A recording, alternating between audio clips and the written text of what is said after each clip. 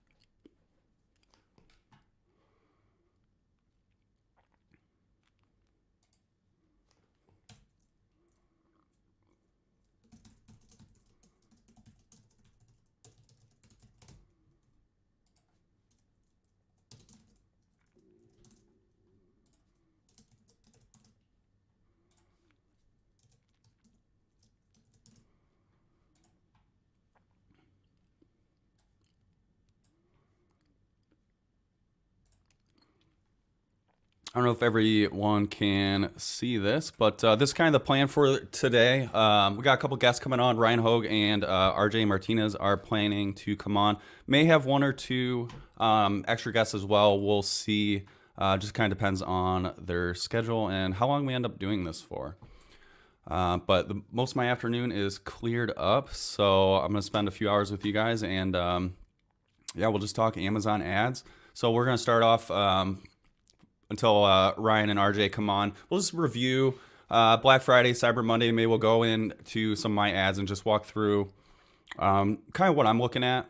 I'm sorry, I'm eating a cough drop right now. I have a little bit of a cough, so I'm going to try to mute it so I'm not coughing in your guys' ears. But I'm pretty hopped up on cough medicine, so hopefully that won't be an issue. Then we're going to do a Q&A, so feel free to start dropping any questions that you guys have. I'm going to keep a list going.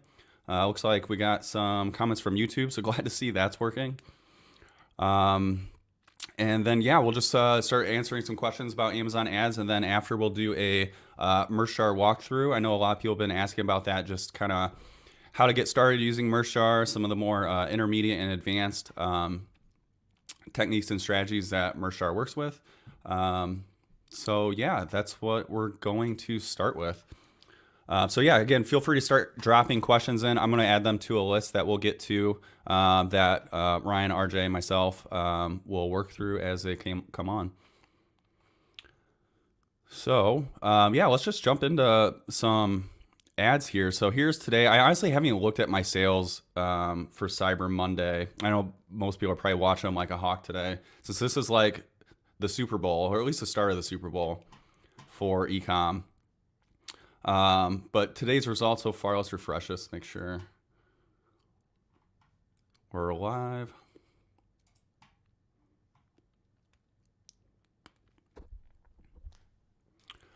So far today, $156 in ad spend, which versus royalty. So most of you already know I'm doing merch by Amazon, so it's more of a royalty scheme, but it's a little under 25% of my total cost of sales. So about close to about 700 in royalties and spent about 156 to get there with 17 orders. There is a bit of a delay, so this doesn't mean there's only 17 orders. I'm at 136 total for the day.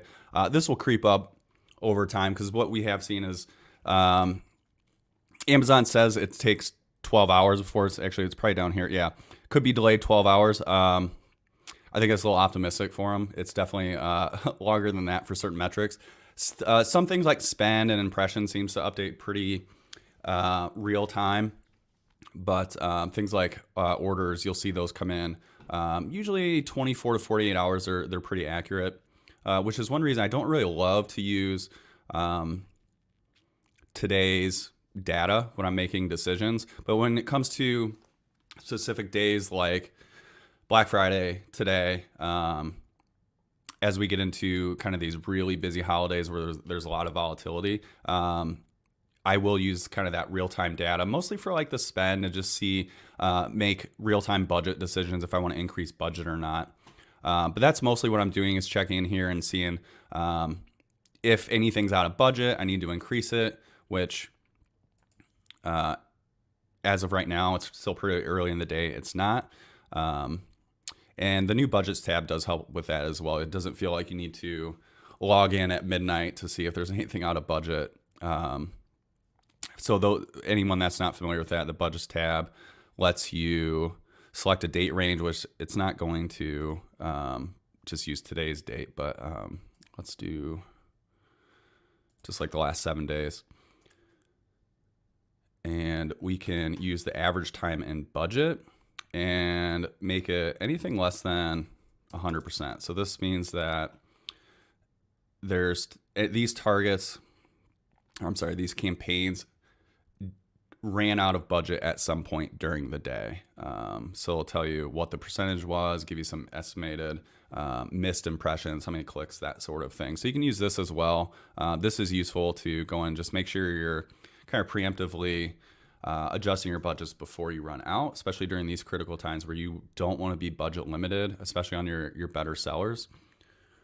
So let's go back into the management. Just going to kind of just poke around. So today, everything's looking fine. I'm not out of budget. That's mostly what I'm paying attention to. ACOS, again, that's not going to be like super accurate just because it's real time. There is that delay. But yeah, right now, everything looks fine as it is. The other thing I'm going to go through and look at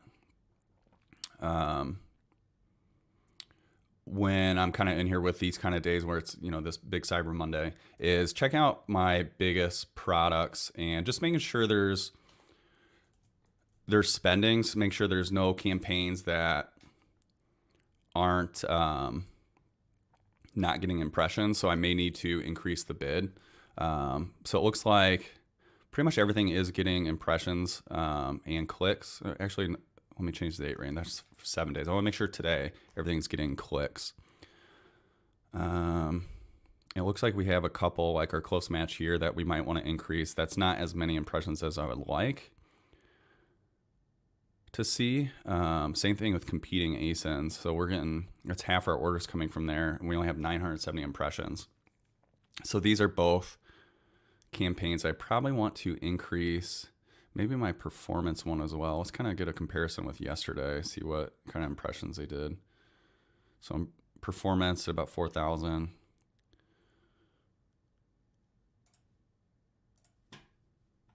So we'll just go in and increase. So this is what I'm going to do, like kind of throughout the day. And it really depends on how much time you want to put into this. I'm going to check maybe, you know, this one for sure, because it ends up making half my sales or so. So maybe that your top 2, 3. It's really one of those things that you can put as much time into as you want. You can spend all day looking at your ads and making tiny, small adjustments. There's probably some diminishing returns with that, especially as you move down into products that aren't kind of moving the needle as much. But so let's go in here and I'm gonna just check out my placements real quick. And the goal here is just get impressions. Make sure we're keeping up with these ever-changing CPCs, because we don't really know like what those targets are going to look like. And when I'm doing things on just like kind of a single campaign basis, I don't mind using Ad Console. Obviously, there's Merchjar for like more bulk stuff. You can use that, but what I'm looking for is more of that real-time data, which Merchjar does have kind of a lag behind. So it's only in very specific cases that I'll actually use Ad Console, something like this. And I'm just going to pop up these bids across the board. I don't think there's anything I need to avoid. And we're just going to increase this like 10 cents. Small changes. We can check that later in the day too. See where it comes in at. Make sure it's still getting impressions. And we're going to do the same thing with our, it was close match. We want to make sure we're keeping up with the competition essentially. And check replacements. This is fine.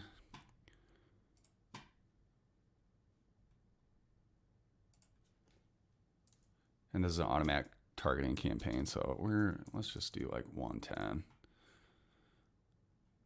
And we get that placement adjustment. So if you saw here, placement adjustment 60%, that's going to add 60% to the bid on only when it's top of search. So that would be when, I don't know, cat shirt. These top, this is your top of search here for sponsored products. Just that top row. You're going to have other additional rows, but the highest cost is going to be this top one. It's where most of the traffic is. On this search term, I wouldn't be surprised if something like 70-80% of clicks are happening on these first 4 sponsored products. But that bid, that placement adjustment is multiplied to here. So 60%, that ends up being like a $1.70 bid that we're making on that adjustment. So it looks like we got a couple questions coming in. We'll save some of those for a little bit later, either with some of our guests that are coming on or afterwards while we're doing like the Merchjar walkthrough. So that's kind of what I'm looking at with these couple days. I'm kind of seeing where things are spending. So we're still on today's. I'm okay with a higher ACoS too. I'm really pushing maximizing as many sales and trying to stay up in the rankings as much as possible. Again, especially with these bigger sellers. So I usually sort by spend just to see what's spending. The other thing I want to maybe check is just these lottery campaigns. These have done really well over Black Friday, Cyber Monday. Today, not seeing orders come in, but these could be delayed. So maybe we'll just let's look at starting with Black Friday, kind of this whole holiday weekend, because the whole weekend's been pretty solid. Maybe I'll pull up my analytics too.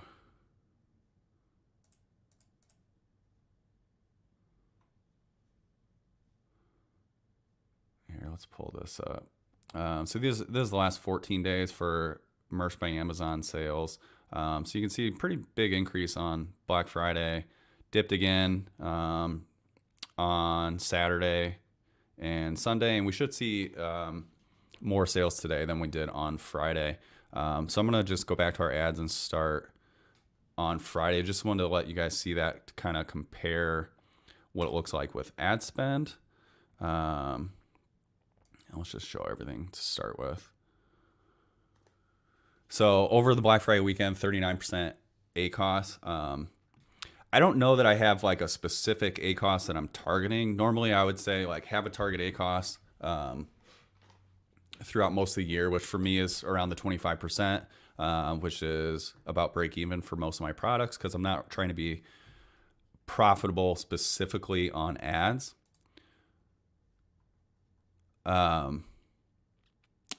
Because I'm trying to, basically the goal of the ads is to increase sales, to increase ranking, and take advantage of the increased organic traffic that ends up coming through. Then with more reviews and so on, which I've talked about several times in the past, kind of that snowball effect or sales velocity that happens as you sell more things. The best way to sell more on Amazon is, weirdly enough, to sell more. So the more you sell, the more sales you get. It's kind of just one of those weird things, but makes advertising profitable indirectly. So you don't have to profit directly on your ads to profit off them because they improve other aspects of your listings, such as increased ranking. So here's Black Friday, 39%. This is in my range. I'm okay with that, like kind of 35, 40%. If it starts creeping up from there, I'll probably go through and kind of adjust some stuff. And you can see I have campaigns that are much higher than that. So there probably are some adjustments. I'm not going too crazy right now. Everything's kind of working pretty well. You can see CPCs have gone up, especially over the last couple days. Today they're going to be a lot more expensive than they were Black Friday and prior to that. If we want to look at kind of the increasing, let's go back a little bit.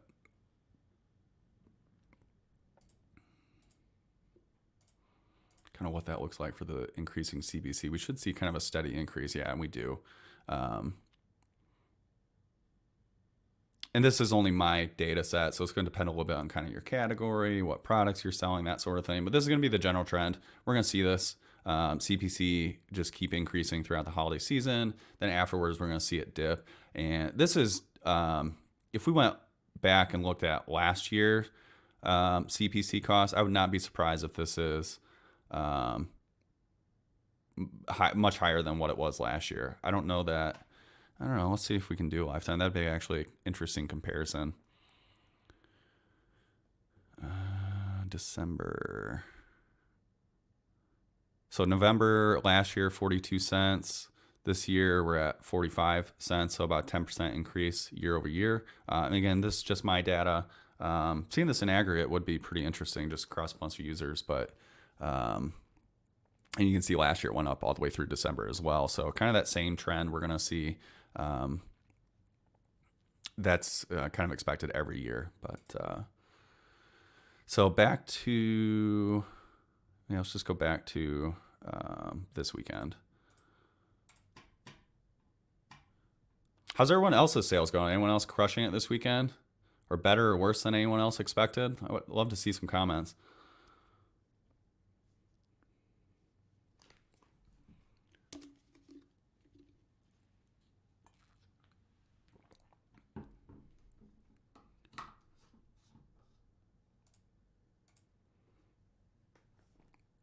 Okay, I just figured out how to show comments, so that's useful information. Still pretty new to this live stream. This is only my second live stream that I've personally hosted. So let's see. Oh, lottery campaign. I was going to go back and show some lottery campaigns.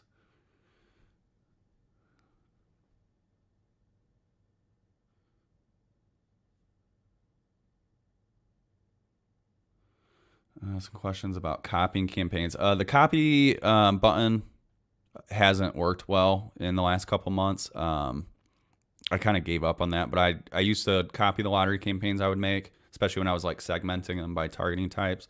And for whatever reason, the copy button just not working anymore. It just kind of hangs in their processing. I had one lottery campaign that probably had like 70,000 products in it. I copied it, and it took over 2 months for it to finish processing. But by that point, I already created one manually. So yeah, it's several people. It's not just you, for sure. Doing very well on KDP, better than last year. I think this is due to keyword harvesting via Mershar. That's fantastic. Love to hear that. So that is a big part of what the software does is the promotions, that manually moving of keywords from one campaign to another, for higher bids and budgets and just better targeting. So that kind of automates the whole process. We'll jump into some of that more later, but definitely appreciate the shout out.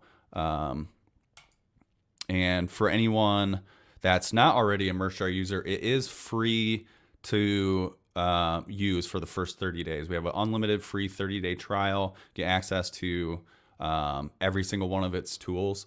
So you can definitely use it while these holiday sales are going on, and kind of check it out. It's been a good weekend sales wise, and today is starting off well so far. Good to hear.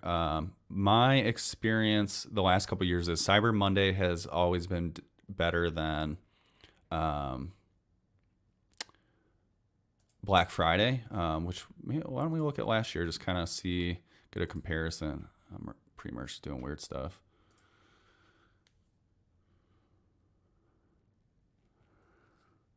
What minimum price? I'm going to save that question, Candace. Maybe we'll get someone on here that has a little more experience with KDP, but I'm not a KDP seller. I think I have one book listed, but we'll talk about that, kind of just go into some things I would be looking for as far as like profit margins and just how much, kind of what your margins are looking like.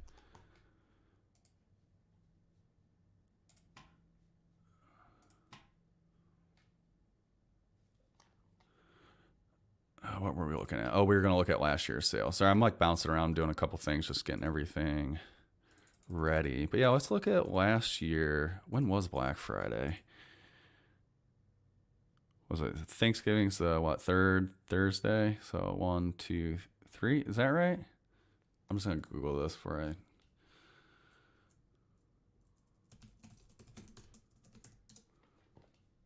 It's 27th. So it was... Here's our Black Friday. Let's get it actually a little bit more. Oops. Just so we can kind of see the increase. And we'll go into December. Last December, it dropped off around like the 12th or 13th for me. So you can see the spikes, Cyber Monday, Black Friday.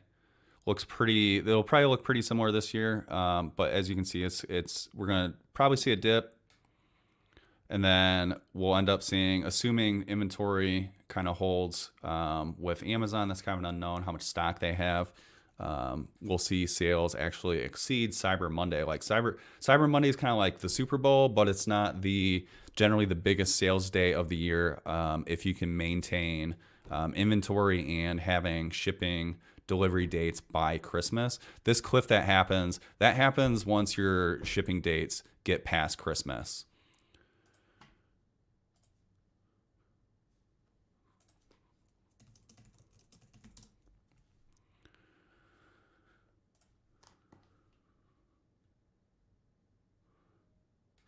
More lottery campaigns. Again, I'm gonna save some of these questions too. We're gonna circle back through all these questions. So yeah, keep leaving them. If I don't get to them right away, I'll make sure to go through each question for sure. And if I can answer, I will.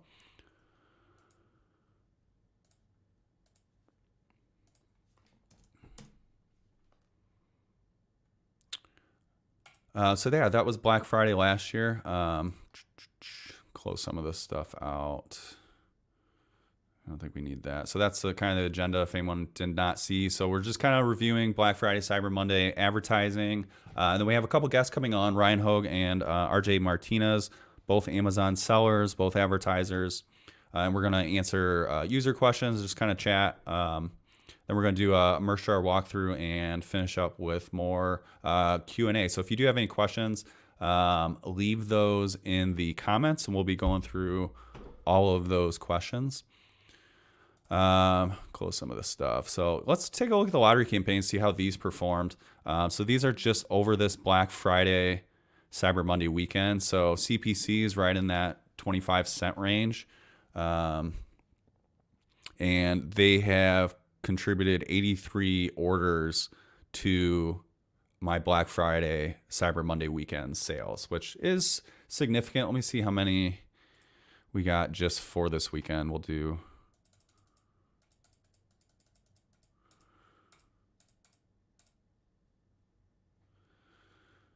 Oh, where are we at here?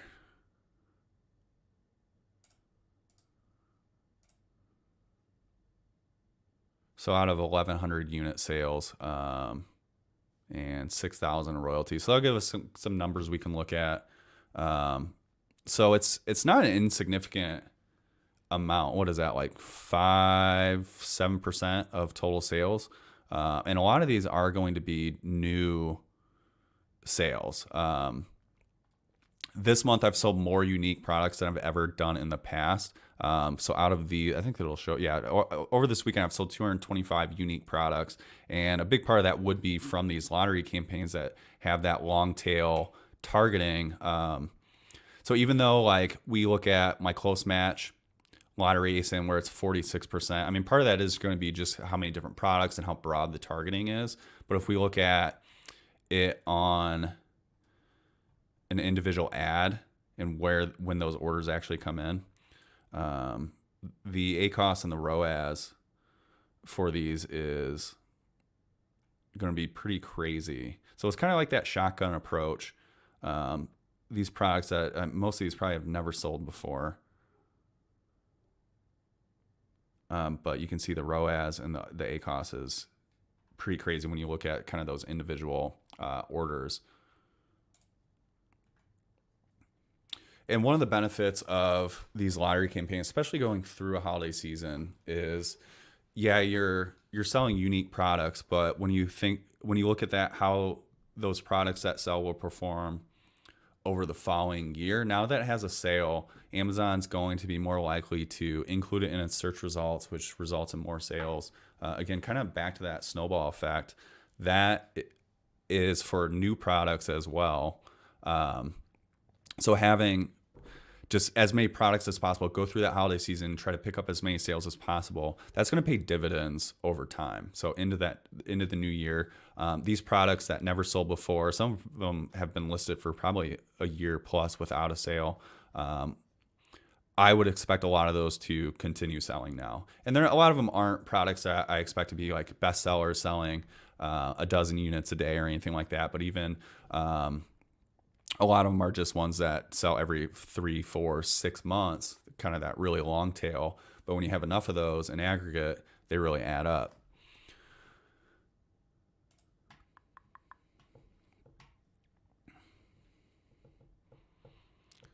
Got some more questions coming in.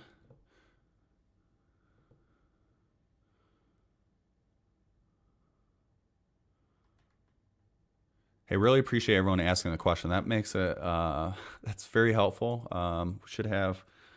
We'll be going through those pretty shortly here.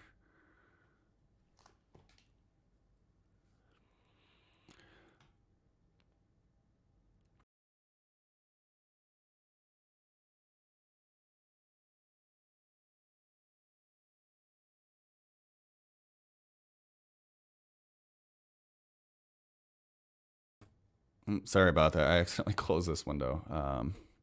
Again, new to StreamYard. I need to figure out a way to. I'm gonna put this tab somewhere else so I don't mess with it. There we go.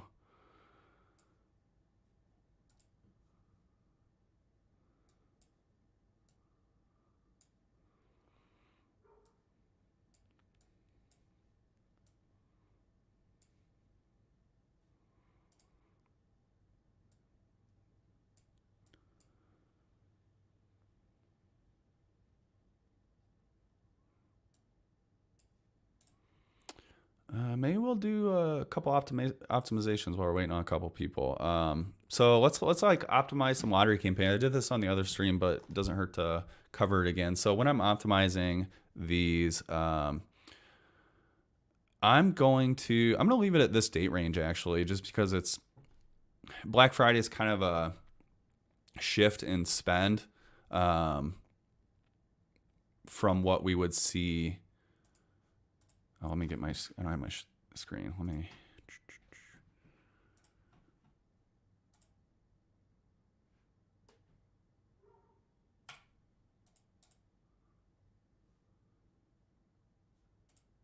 Okay, that's up.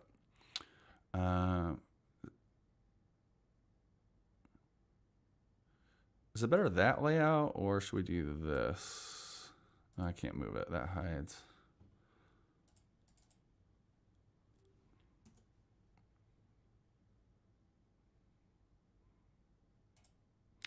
No. There we go.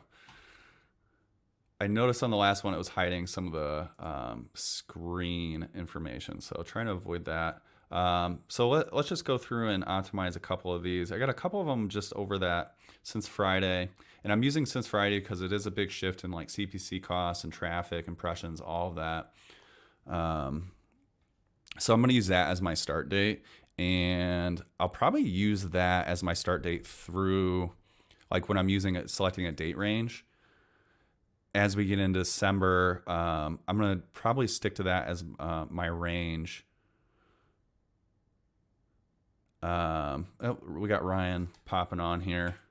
Let me know when you're ready, Ryan. We'll get you in here, and we're good. Okay. Hey, what's up, Cameron? What's up, man? Welcome to the channel. This is Ryan's first time on the Merchstar channel. Actually, I think you're the first guest I've ever had, actually. So this Happy is a to big be here. moment. For those that aren't familiar with Ryan, he is an Amazon seller, has his own YouTube channel. I don't. You want to just give everyone like a 30-second elevator pitch on who you are? Yeah, sure.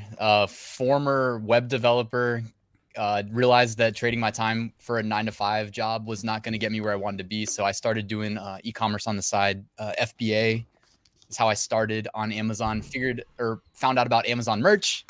Went down a path of print on demand. Had some success with both print on demand, Amazon FBA. Realized I could add another income stream by talking about it on YouTube.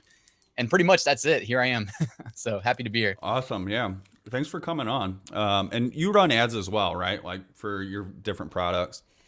Yeah, I So advertise pretty much everything. The manual ads that I run though are pretty limited to like my FBA business. And I'm happy to be here, man. I wanted to pick your brain too about some stuff with like oh Amazon merch. yeah, I've been seeing people have some crazy success with their merch sales that are like, I'm in tier 200,000 on Amazon merch. And so I have 200,000 upload slots. I have a lot of them filled. I don't do a lot of like super detailed, crazy, well-researched designs. I just kind of like try to sell random fringe evergreens. But I see for some sure. people dropping like $1,000 days regularly. You know what I mean? I crossed some sellers recently that were really crushing it. And hopefully I'm not hijacking the conversation, by the way. But I realized No. this is so. no. I want to talk about kind of these like real world situations that happen because I've seen a lot of the same sellers too. And it's and I'm in tier 120,000. I pretty much just sell on merch.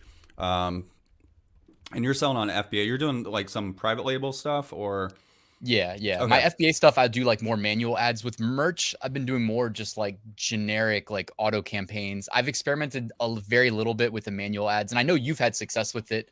I just don't know if like I have time, and I don't want to make excuses. I guess if the money makes sense, then I should do it. But Yeah, yeah, that's kind of one of the things with one of the big differences just with merch versus like someone FBA or someone private labeling is the scale, right? Like so, merch by Amazon, you're in tier 200,000, so you probably have hundreds of thousands of SKUs. No one has the time to go through and optimize those like you would if you only have a handful of products. Most private label sellers or FBA, FBM, whatever platform you're on. You probably don't have near as many products as you would on like Merch by Amazon or even like a KDP. It's just like on a different scale. So the strategies are different because you just can't spend the time that you would on what you would a single product on 100,000 different ones. Like just, do right. the math. So But otherwise, when I'd does say it make sense? Like when is it justified? That's what I struggle with. You know what I mean? Like I can theorize about it, but I don't know. It's like it's not just like the money aspect of it; it's the time more than anything. It is. So I actually had a question come up in the group. Someone asked. Let me just read it here. Sure. Just make sure I got it. But it was basically along those lines. Like, how do you know when you're done during the day?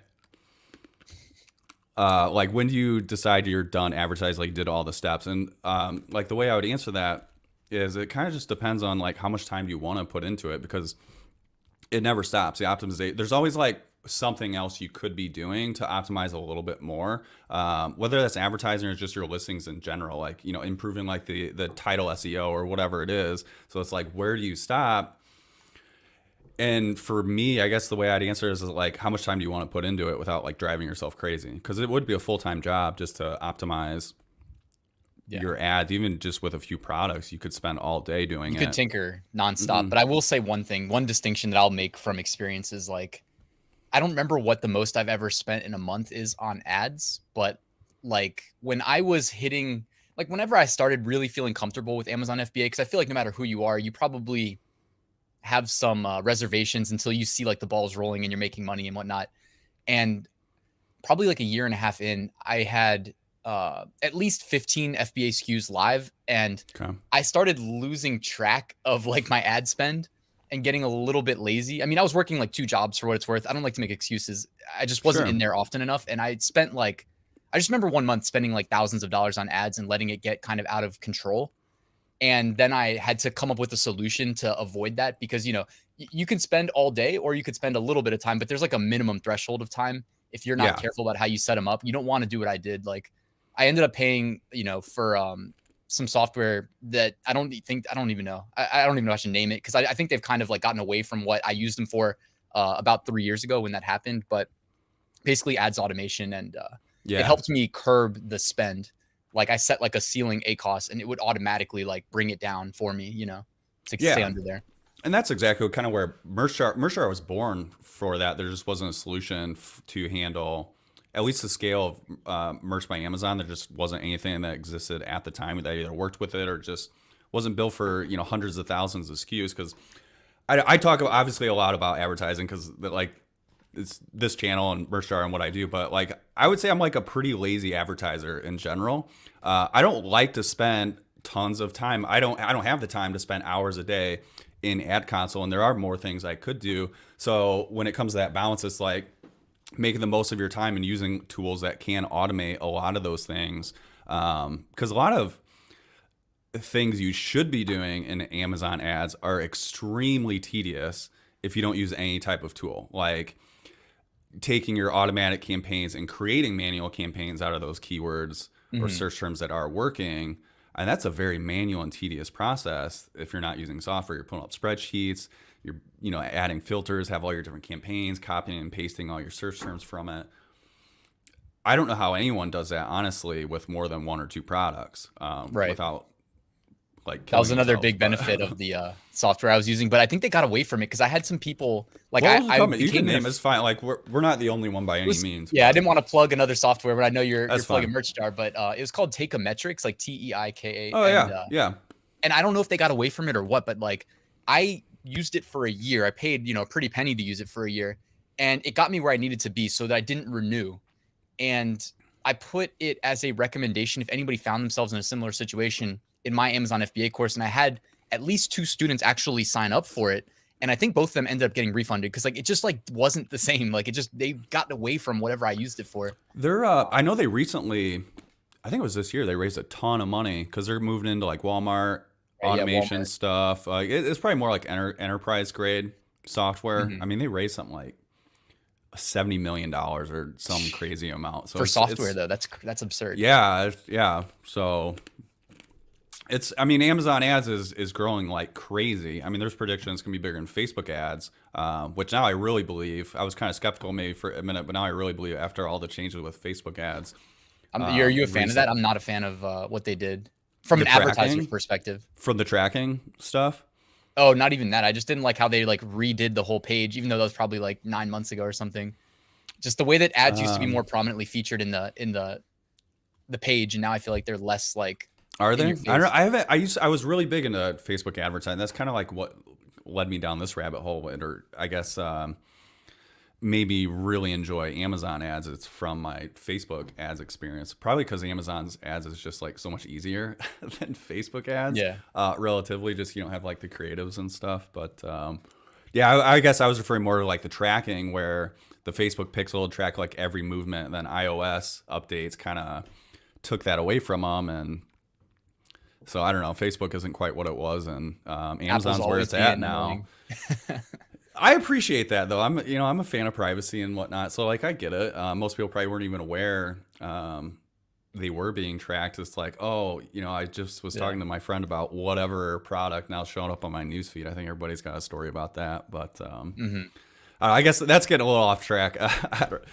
um, so how's I your will say Black one Friday thing. going? Like advertising, what's kind of your strategy right now with kind of all this volatility? No one knows quite what to expect with where spend's going or CPC costs. Kind of like, what's your strategy? What are you doing right now with your ads?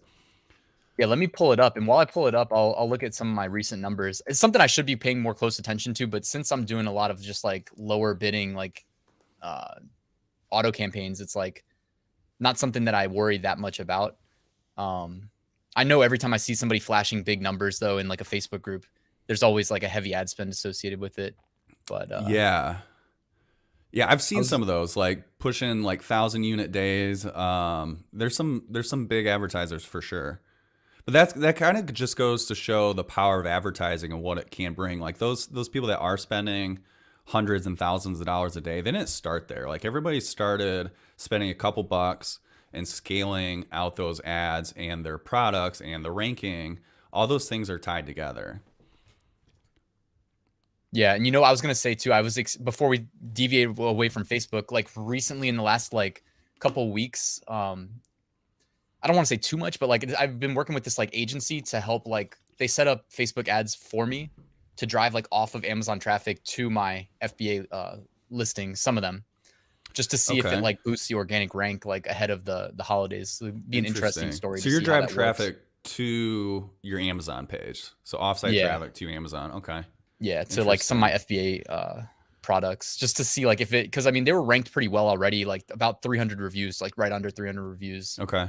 So it's not like a new product or anything like that. So they were saying like, maybe it's gonna be I doubt anybody from the agency's watching, but like, they're gonna use me as like a kind of like a case study and then Interesting. How are they tracking, or I guess maybe you can talk about like how you're tracking like the acquisition costs, or is there a way to even do that with brand with, registry there is okay.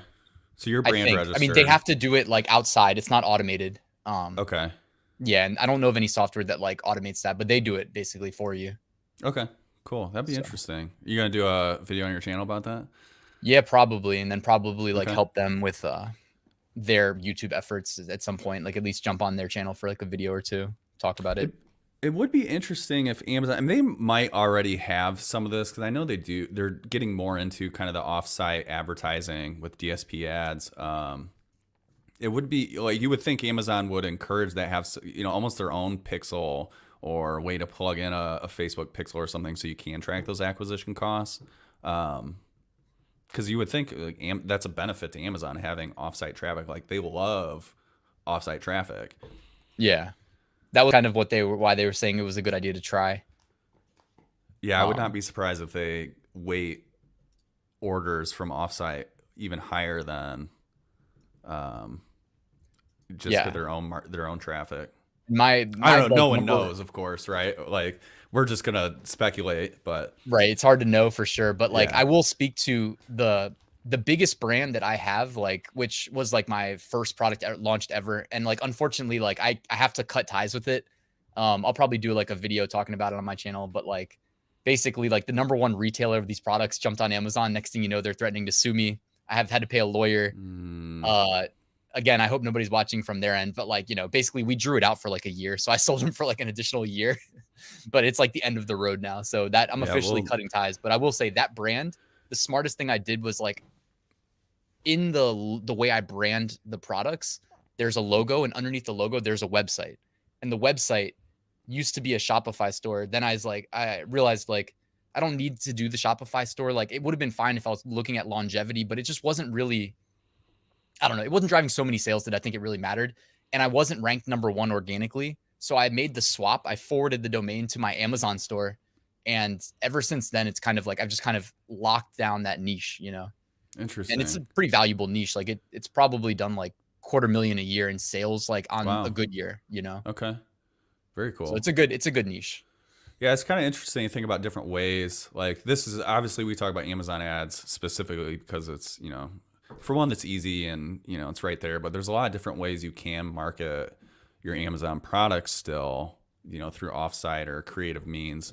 Mhm. We should talk about that more at some point. That's probably a different video. We're gonna promote Merch Jar, which doesn't do that stuff. So we're gonna try to contain our conversation. But yeah, it's interesting all the different ways you could do that. It'd be really great to know like what does offsite traffic, like how does that affect your ranking, or is there like more of a boost to that versus their own traffic versus paid traffic? Because I know with one of their recent algorithm changes, they used to weight organic and paid pretty much the same when it came to weighting on ranking. One of a recent update, paid orders kind of dropped a little bit. They're still extremely strong to increase your ranking and increase sales velocity, but they did drop it a little bit. Yeah, that's interesting. Dude, I'm looking at you got me looking at my ad spend now, and I'm like, whoa, Okay. I spent a lot this past, like, since Black Friday. How are you doing on that? What's your ACOS? Did you have like a target ACOS, or like did you have a strategy coming into Black Friday? Um, I mean, honestly, no, I didn't. Okay. I was focused so heavily on kind of like what I was setting up for like my YouTube side of things that I just kind of assumed that this would capture like, my budgets are set to. I'm looking at like my auto campaigns really because I don't think I have any from the merch side, like any manual campaigns running. I always keep Mm-hmm. manual campaigns running for like the FBA stuff, but I think it's kind of treated a little bit differently. Um, and yeah, like these, so my budgets were set to like $10 a day, and I have a couple that are, um, like kind of like more targeted t-shirt designs, not just like Mm-hmm. scaled out kind of evergreen. And Yeah. those I increased the daily budget, and it looks like they were spending the full budget for most of these days when they don't Okay. normally. We were just talking about budgets before you hopped on. Do you have access to that new budgets tab? Yeah, yeah. Okay. Because you can use a filter on there to see if anything in the last few days actually hit budget, so you can be preemptive about it. Because I feel like before they came out with that, you almost had to like log in at midnight or like close to it. Mm. It's like, okay, let's see what like ran out of budget today, and we'll increase those. You don't have to do that anymore. So that's useful. Whoops. Looks like he got dropped from the call. See if he reconnects. But I was gonna say what he was. Can you guys still see this? By the way? Yeah, Yeah, it looks like that's my there we bad. go. I keep closing. There needs to be like a lock or something that I can do to not close this tab out. No problem. I was Thanks gonna for say, dude, this is saving the probably stream. all these and this is something that like I talk about every now and then is like, this is why it's important to set up ads in general, and just even if you just super lowball your bids, because like if my ads are spending this much when they don't typically, it's because the people There's that are traffic. outbidding me are running out of their budget, and then Hmm. the lower ones are getting pushed up. Or there's just more. It may not even be that they're running out of budget. There's just increased ad inventory through Yeah, and traffic. yeah, we've definitely seen that. Let's see. Do you want to go through some questions? Speaking of that, like having like low budgets, do you do anything with like the lottery campaigns, like having kind of all your products in a single campaign? Yeah, I do a lot of that, except instead of doing them in one campaign, yeah, I do different ad groups. Okay, so you're segmenting them out by ad groups based on like per niche or product type. What's that Even, look man, like? I've What's it? I've it took me so long to do, like, because I've just got so many ASINs that I just Uh-huh. kind of like export all from Productor, and then 999 at a time, copy paste, copy paste, copy paste. Yeah, that's pretty much what everyone's doing. That's what I actually had my VAs doing that because that was like way too much time for me to bother with. But and that's why I ended up. I actually did split test like different niches or like have one campaign, different ad groups per like niche or product type. And I actually found like the best results just to be throw everything in one single campaign, keep it as easy as possible. But the biggest pain in the ass is for sure like just getting those, for one, pulling the ASINs, because I don't. Do you have issues with Productor at your scale? I don't know how many listings are Yes. you at. You're probably at quite a few, close. Are you over 1 million yet? I haven't watched Products. any of your yeah, like the listings themselves. I know you were I, hitting your 10,000 uploads every day for a yeah. while. My products are 1.36 million. Yeah. Okay, so So quite a few. And yes, product crashes when I try. Like it's weird, man. Like the last time I tried to export them, which I am gonna work on this at some point in the next couple of days because I want to get some ads running on the international markets, and they're just sitting on my desktop. But the last time I did it, it looked like it crashed. I let the tab kind of sit there in a separate web browser, and I just didn't touch it. Okay. And like 10 minutes later, maybe 15, like it downloaded the Okay. file. I was So able to pull one a few weeks ago. Of course, now it's updated or outdated because I've uploaded I don't know how many more products, so I need to do it again. But that's how I feel too. one thing that's pretty exciting that we're working on the merch store side is we have our own Chrome extension coming out. It's already in the works. It's in testing right now. We're probably a couple weeks out, but it's it'll pull all of your ASINs from all the different marketplaces. We don't have all that like background stuff going on, so it actually works, and we save it to our own servers. So you don't have to worry about it like bogging down your system. But that's going to get pulled. It's going to pull all those ASINs into Merchjar, so you can just launch ads for those like right away. So that's going to be a pretty exciting thing. The other feature to help with the lottery campaigns, because I know a lot of people are running them and have seen a lot of success with the lottery campaigns, is that 1,000 ad limit each time. We have a new feature. It's ready to go. We're waiting on our new servers to come out because we're like at capacity with how much we've grown and Q4 ads taken off. You can add unlimited ASINs to an ad group at a time and to multiple campaigns. Work? You do it in your software and it just kind of parses it out on the back end? Yeah, I can show you. Here, let me share. Man, is there like short? I feel like you need to teach me some of the StreamYard. So you use StreamYard, don't you? Yeah, I use. I'm kind of used to it. I feel like there needs to be shortcuts for screen sharing. So the way it's going to end up working is you select your whatever ad groups you want and add ASINs, copy and paste your ASINs in there, and we'll just dump them all in there through the API. Yeah, dude, that's sick. I mean, you do little things like that, man. That's those little utility things. That's great. And that's exactly what we're doing. This is like every feature we come out with is born out of a need, like either through my own testing, like just something that's like really frustrating, or through our users too. We've created tons of different little features just based on our user feedback too, and that's something that's ongoing. But every single dollar we get at this point goes right back into development and servers. So but yeah, this is going to be a big one that we're really excited about. So you, because it's hugely time consuming. Put 1,000. I wouldn't do it if that was like the only way to do it. And then once we combine that with our Chrome extension, and we got a lot of really cool stuff with that too. We're gonna be pulling sales data, so we're gonna be getting into some of the analytics. Maybe giving Pretty Merch a run for their money. We'll see. But yeah, we got a lot of stuff on the table. That's exciting, man. Congrats. Yeah, are you using Merchjar yet? I don't even think you're using it yet. But I still wanted you to come on the channel. Set me up, man. I need to. We get a couple more features like this, I think we'll get more Oh, we got RJ.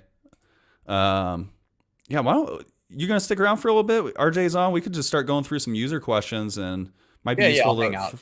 I might work a little bit too while I'm on. Yeah, that's fine. RJ is gonna answer all the questions. He's the smartest one in the room. What's up, RJ? Shit, I wish. What's up, guys? What's up, Ryan? What's up, Cameron? What's going on?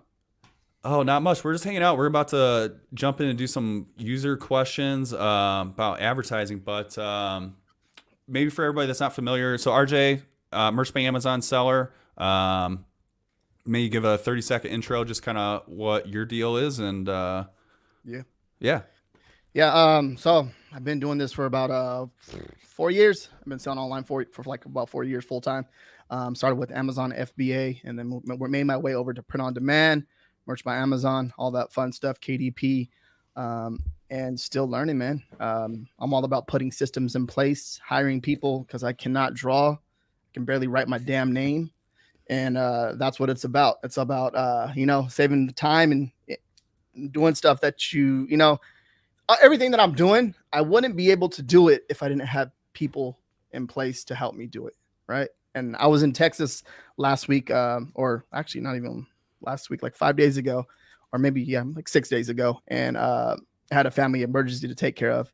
And I had everything, everything was still moving and still going. And because, put in the work and get shit done, man. And sorry if I'm not allowed to cuss, but no, you can do whatever. That's all right. I think we're all adults. I need to get here. Where you are, man. I'm like, though, still like a one-man show, and it gets to be a lot at times. Yeah, I Dude. feel that too.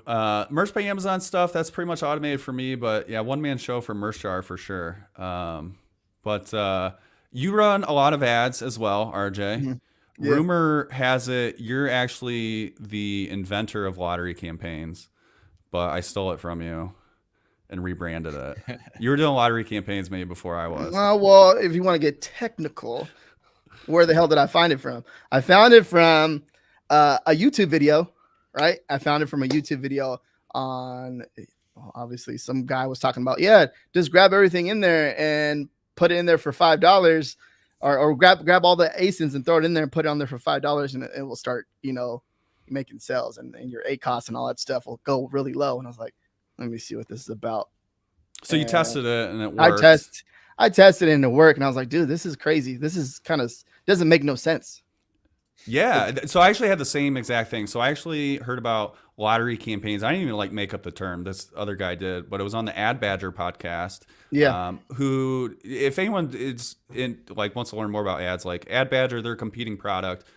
They do software as well, but they have a great podcast. I've learned a lot from it as well. But one of their guests on it, I don't remember who it was or some guy that runs an agency, but that's he coined the term. Maybe he didn't coin it, but that's where I got the term lottery campaign. So I can't even take credit for that. But I kind of did the merch and proof cat thing with it and took it over and made it a little better, made it ours. But yeah, man, that's I think it just, when it comes to this like type of stuff, at the end of the day, it's all about testing, right? And then if I learned it from someone else, and I never said that you stole it from me, but the thing is, I was joking. Yeah, I was like, hold on, I was like, I didn't say that. I was like, I think it just, at the end of the day, it's all about testing, man. And it's pretty cool to see, like once you test it, then it starts working. That's where the magic happens. You're like, cool, like, all right, I guess it does work.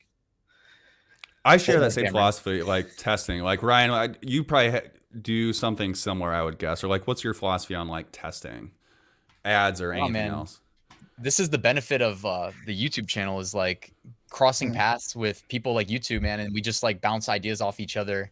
That's why networking is important. And, even outside the realm of like e-commerce, man, like I just love YouTube in general. Like I find myself watching like zero, like real TV these days, and just learning from people that are smarter than me, that put content out there. And like it always helps if it starts and it's in theory, it's like, okay, maybe I'll try, but I don't know if I have enough time to try. When I see somebody that I trust saying, hey, it works, do it, I'm like, okay, I'll do it.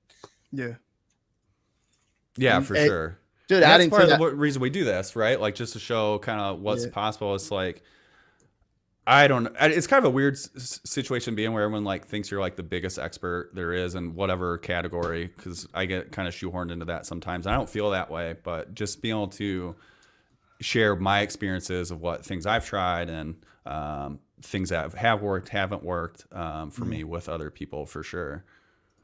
Dude, that's that's another thing too. The more you create, the more you learn, right? And also too, we can create, right? And then not learn nothing, because we kind of just go down that little rabbit hole. We're just creating content and not know what the hell you're doing. But once you kind of refine your system, you can kind of go back and like, okay, I created this content. I can go look at the comments, right? And like learn something that someone wants to see and create it for them. And then next thing you know it, you're just creating and learning at the same time. Yeah. And that's what, so that's why I set this up as a Q&A too. Cause like, sometimes it's like, I don't know what people want to learn, but they can ask us questions. Maybe we can go through that. The other thing I think would be cool. So I think it was Ryan that mentioned it, just like people you run across and be able to bounce ideas off with each other. And that's kind of what I was alluding to, is like, I don't know everything, but being able to like bounce ideas off it. We've been getting asked a lot to like do recipes. So RJ, I know Ryan, you probably haven't messed with it. Like RJ, I don't know if you've messed with the Merch Jar recipes at all. I haven't messed with it. It would be fun to kind of like bounce some ideas off you guys. Ryan, I think it'd be up your alley because you're a web developer. But basically, it's, well, we can like jump into it. Maybe we'll come back in later. But how do I share?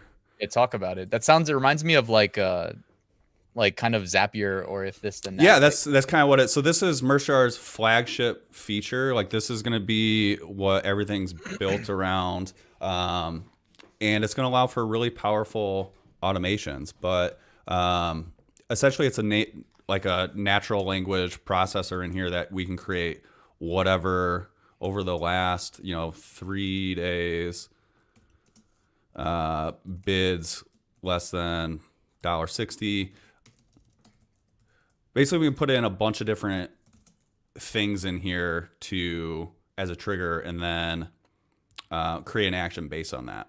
Does that make sense? So something might be. Let me pull up some of the recipes I already have to. Is that like a select statement, and then you can do something with it? Yeah, so it's gonna evaluate. So like this is one I think called an impression drop. I call it impression drop, but basically what it's doing is looking at the last couple days and anything that's less than 400 impressions, and over the last 7 days it had over 500 impressions. Basically it's saying like, hey, these things we're spending, but now and getting impressions, but now they're not getting as many. It's going to increase the bid. So there's different like actions based on that. Okay, so you can tie an action to it. Yep. So one of the most powerful things, it's kind of like setting up a filter. Like if you were to just look at like your bulk operation sheets or whatever it is, you set up a filter. So it's kind of like that. That's the trigger. One of the biggest advantages that I haven't seen in any software anywhere else is you can have 2 different date ranges that it evaluates data from. So like this, so we can look at the last couple days and put in some metrics. So, you might do also like, and orders greater than 2, and it's going to look at the last 7 days too. So it's going to look at kind of those 2 different date ranges. Does that make sense? So basically what I'm seeing here. So like if an individual's looking at this, so it's if someone came into your niche and started putting a higher bid on you, your impressions would go lower, right? Yeah. And then in order or like for right you, now, like the situation we're in now with Cyber Monday, right? Like more competition. So like the CPCs go higher. So what your bid was that used to be competitive, now it's not as competitive. Your impressions drop. So this would be like a way to prevent that from happening as much. So this will put a system in place to increase your bid for you. Yep. To prevent that from happening.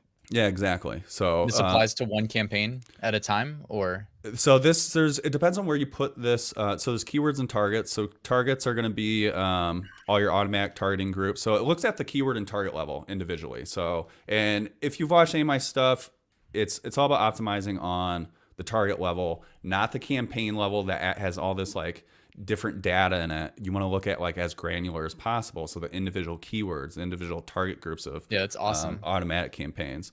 So targets is going to, and I'll just mention like we're going to combine these two because it's like fundamentally they're the same, and you can do like you'll be able to do like just filters. But targets include product targets like ASIN targeting and automatic targeting groups. I know it's kind of a weird combination. It's just kind of the way the API is set up. And then keywords is your manual keywords. And you could do other things too, like, and campaign name contains, whatever, if you got like certain keywords. So maybe this is like for your lottery campaigns. You can do some things like that. And you can see we have all of our different like clauses we can put in. And So it's cool because it's saving you time. And this is like someone that you would literally hire an employee to do something like this for you. Yeah, exactly. And this is pretty early on development. We have a lot more enhancements coming out that we're going to be adding to. And right now you can either do it every day. So like you can increase, do your actions every day or set manually. But eventually you'll be able to do different schedules. So if you want to do it like twice a week or even day parting, which I'm not a huge fan of, but it would be possible to even do day parting if you want to turn your ads off at a certain time. I was going to ask when this runs. So it's pretty cool. Yeah, so those are the odds. So once per day, it's going to be, I think that's around 11 p.m. Eastern. I'd have to double check, but it's close to the end of the day. And then after every data sync is, every time we sync through the API, it's every 6 hours at this time. So there's other ones, like these are some ones that I do, so like stuff that doesn't sell. So this is like a trigger here. So over the last 60 days, anything has 0 orders, more than 50 clicks, and spent more than $50. And so this is where that 2 time frame comes in. I also want to make sure that it's over the lifetime is still 0 orders. So it's something that didn't used to sell, and then just all of a sudden had like kind of a bad couple weeks, and then I pause it. Actually, this should be paused. I don't know why. There. Let me go back into that. Don't be breaking shit, man. I'll be breaking shit on here. Yeah, I'm sure I will be, but we'll probably get a crash or something. So yeah, Do that's you, kind of. I thought it'd be interesting if like we could spitball like maybe some like what would you want to automate and see if we could like create some recipes around, because what we're gonna end up building, this is gonna be a huge flagship. I know you guys do ads. One of the things we're building out is where you can import and export recipes, so you could have like your own official recipes you guys could share with your audience for them to use. I mean, I can speak to the experience I had like in the last 10 minutes when I'm looking at my Black Friday merch ads and just say like, set a short time horizon and basically say like, if you're spending, can you say like spend equal to and put a variable in of like max budget or something?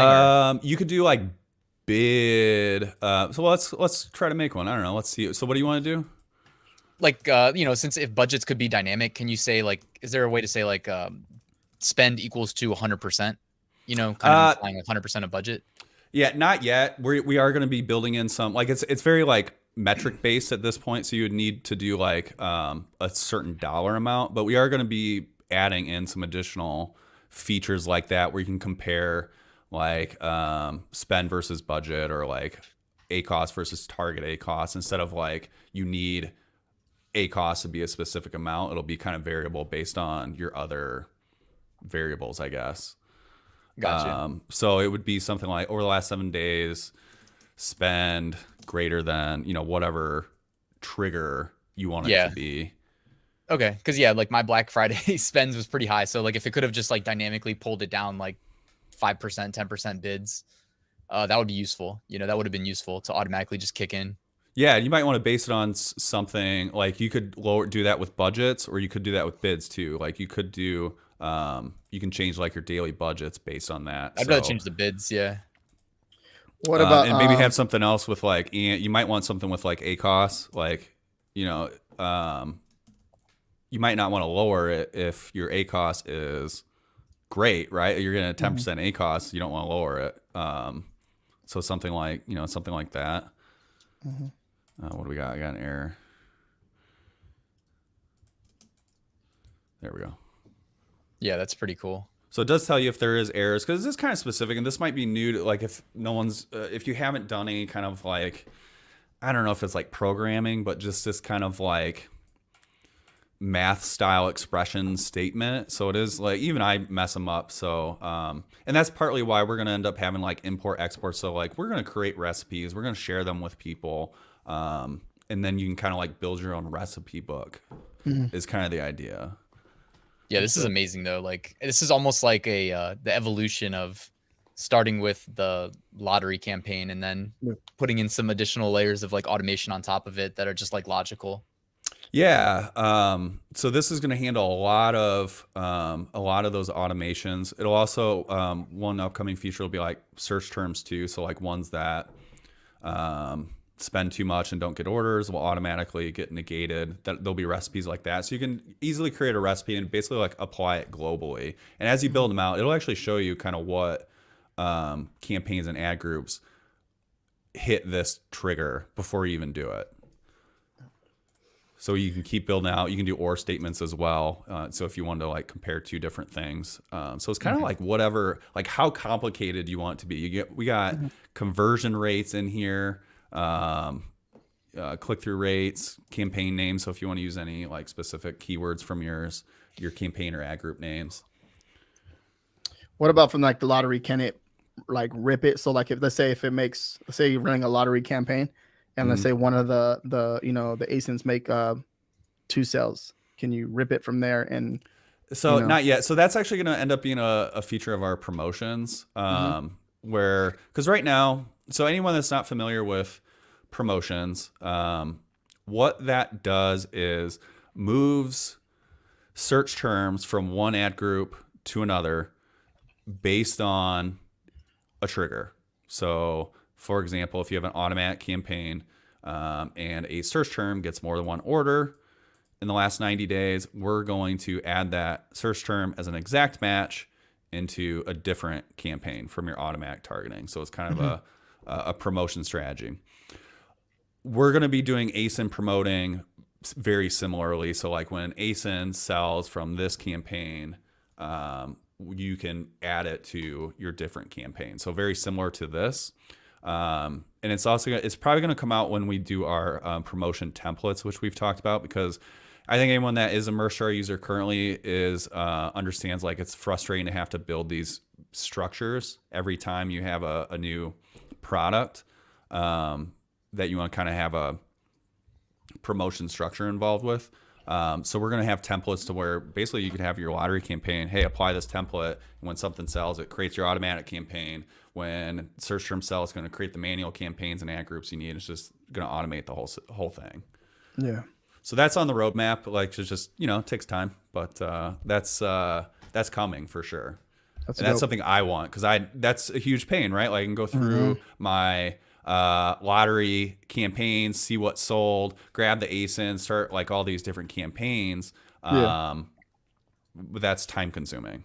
Yeah, you know how many tabs you have to have open? Oh my gosh, yeah. Yeah, even just to do like any kind of like manual search for moving, like I'll have like the tab of the ad group I'm moving them to, like, plus the other one. So you're just like doing a bunch of back and forth, which is really hard to even do on stream because you end up like just flipping through 30 tabs and people can't keep track. But closing the stream. Now imagine that you're hungover and you have to do all that. God.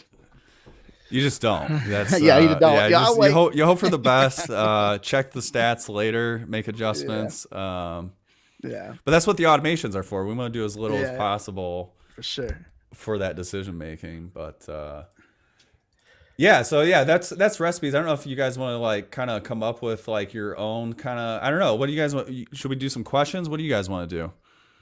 Yeah, no, I think the most common one that like you'd get people to try Merchjar for is like, I think that like people that aren't advertising a lot or haven't tried ads yet, like if you gave them some reassurance that like Merchjar could add an expression that ran once a day or something and like helped curb any ad spend that got crazy if they set something up incorrectly, if they forgot to like change Amazon's suggested bid of like 75 cents a click or something like that, like that it would like catch that and kind of help bring it down. I think that would be like a reassurance that people would love to have. That's a good idea. And so I do have those. I end up running them kind of manually.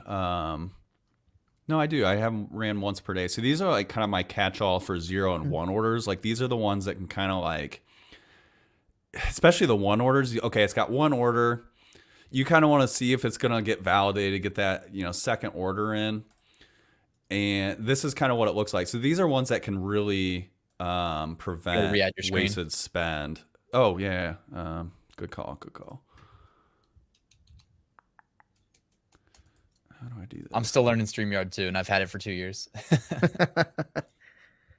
Nope, there we go. Gosh. Do this off. Okay. RJ's the StreamYard expert. Is that, maybe I got you two mixed up.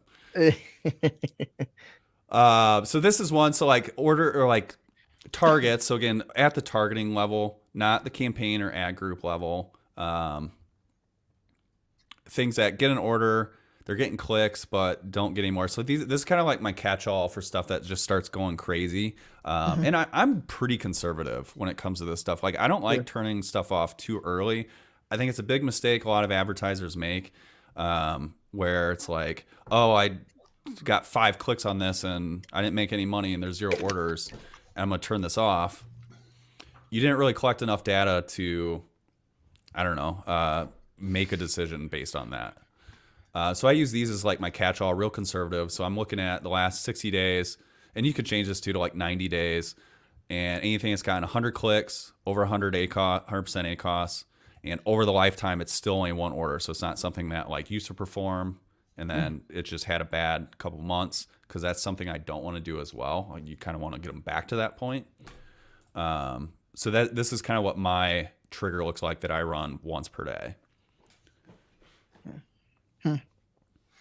When it says orders equal 1, is that saying 1 order over the last 60 days? Like correct. So it's saying it must have 1 order, or that it's greater than? No, it would only be 1 order, because if anything it has more than 1 order, I'm not pausing those at all. I want those. I'm going to probably do more of like a bid adjustment to it. So I'm very specific. I have certain triggers for things that have exactly 0 orders, and for ones that have exactly 1 order, because those are kind of in my to me, those are not validated products. Once something has 2 orders to it, I would consider those validated. Like, 1 order could just be a fluke, someone clicked on your ad, or, whatever it is, accidentally bought it. I'm not going to put too much stock in that yet till at least picks up a second order.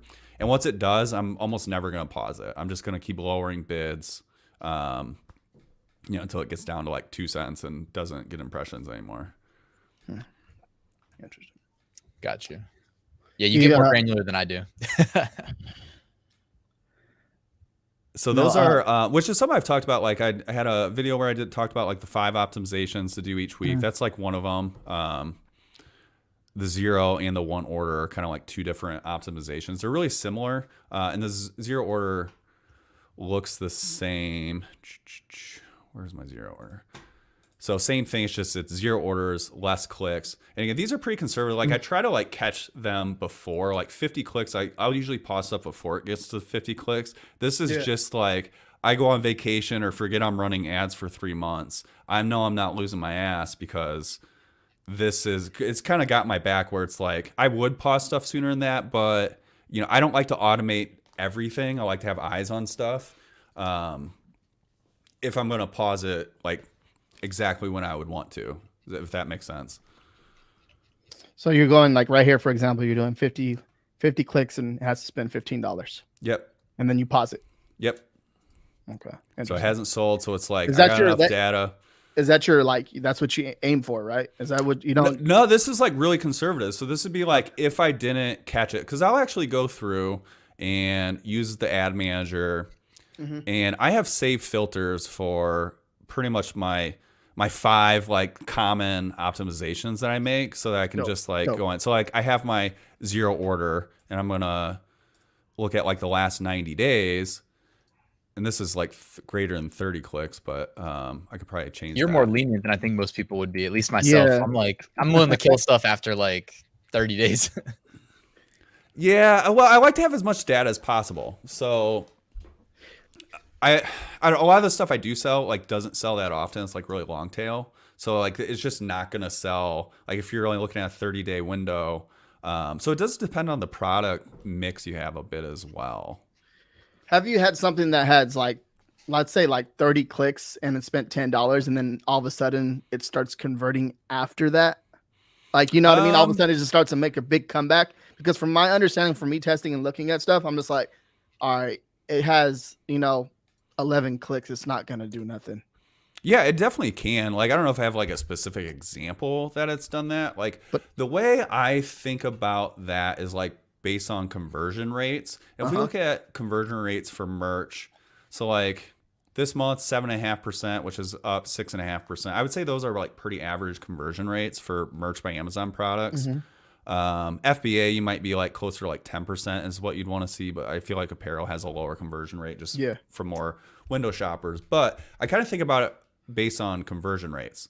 If we just like, let's say we'll use 10%, like that's, if you see a 10% conversion rate on any of your targets, like you're probably pretty happy with that. I'm not gonna be mad about getting a 10% conversion rate. Now that 10% conversion rate means that only 1 person out of every 10 on average is buying your product. So like when you get to 11 clicks, it wouldn't be like that strange for like, let's say that actually does have a 10% conversion price. Like if you like knew that search term did, and on the 11th click you still have 0 sales and you turn it off, that's not like outside of like a normal like standard deviation of like how many clicks it would take and still have a 10% conversion rate. Does that make sense? Yeah. So you turn it off, and the next thing you know, you convert for 2 sales. Yeah, exactly. You could get the next 2 sales, and you would now have higher than that. So it's like the more, and there's a balance, right? You can't just get 100 clicks on everything. Yeah. Until like, and then turn it off. So it is definitely a balance that you end up making. So, but the more data, just in general, the more data you have, the better decision you can make. Yep. So I like to have like more clicks than I think most people do. Yeah. Does MerchChart capture your profit? Like I'm looking at the spend, and it says you spent like 10K. what is the 5558? That's right bid? over. So these are comparison charts. So Nice. the right side and the light green line is month over Gotcha. month. So Hmm. you can look at like exact days to see how it compares, or we can like zoom in. Yeah, that's Like, nifty, man. That's cool. let's say like someone starting off, right? That's new. Mm-hmm. What do you think like where do you start your bid at? Do you start it like at the suggested bid that Amazon says, hey, your suggested bid is $1.75, and after you go through your $1.75, next thing you know it, like 3 hours later it says completely spent your bid, increase it to $20. Like, what up? Yeah, so that's like that's one of the more common questions. Like, what should I Uh-huh. start my bid? What should I start my budget? It depends, I guess. It one of the biggest factors is just like how aggressive are you going to be, or like what's your risk tolerance? Like I think about it in terms like that because there's a lot of people that just have like zero risk tolerance and you know they spend like $2 and they don't see a return on it. They're like freaking out. Yeah. That's different than someone like me that's a little bit, I don't know, like more of a gambler. I don't want to say I'm a gambler, but I used to play poker a lot. But so like with that in context, I don't mind spending money to find what works. I'd rather spend more money to get data faster than try to like squeeze every possible sale out of every dollar that I'm spending. So it kind of depends on where you're at on that spectrum a little bit. If you're asking that question, I'm going to say you're probably on the more conservative side, just Mhm. as a, you know, I as a think most guess. people are. Yeah, I Yeah. think so too. So if you want to be extreme, let's just jump in. Let's just like create a campaign. Cause I think like, I know I did one on your channel, Ryan, that was like super popular. Like maybe we'll talk through like creating your first campaign. And your first campaign, I'd say lottery campaign is a great one to start with.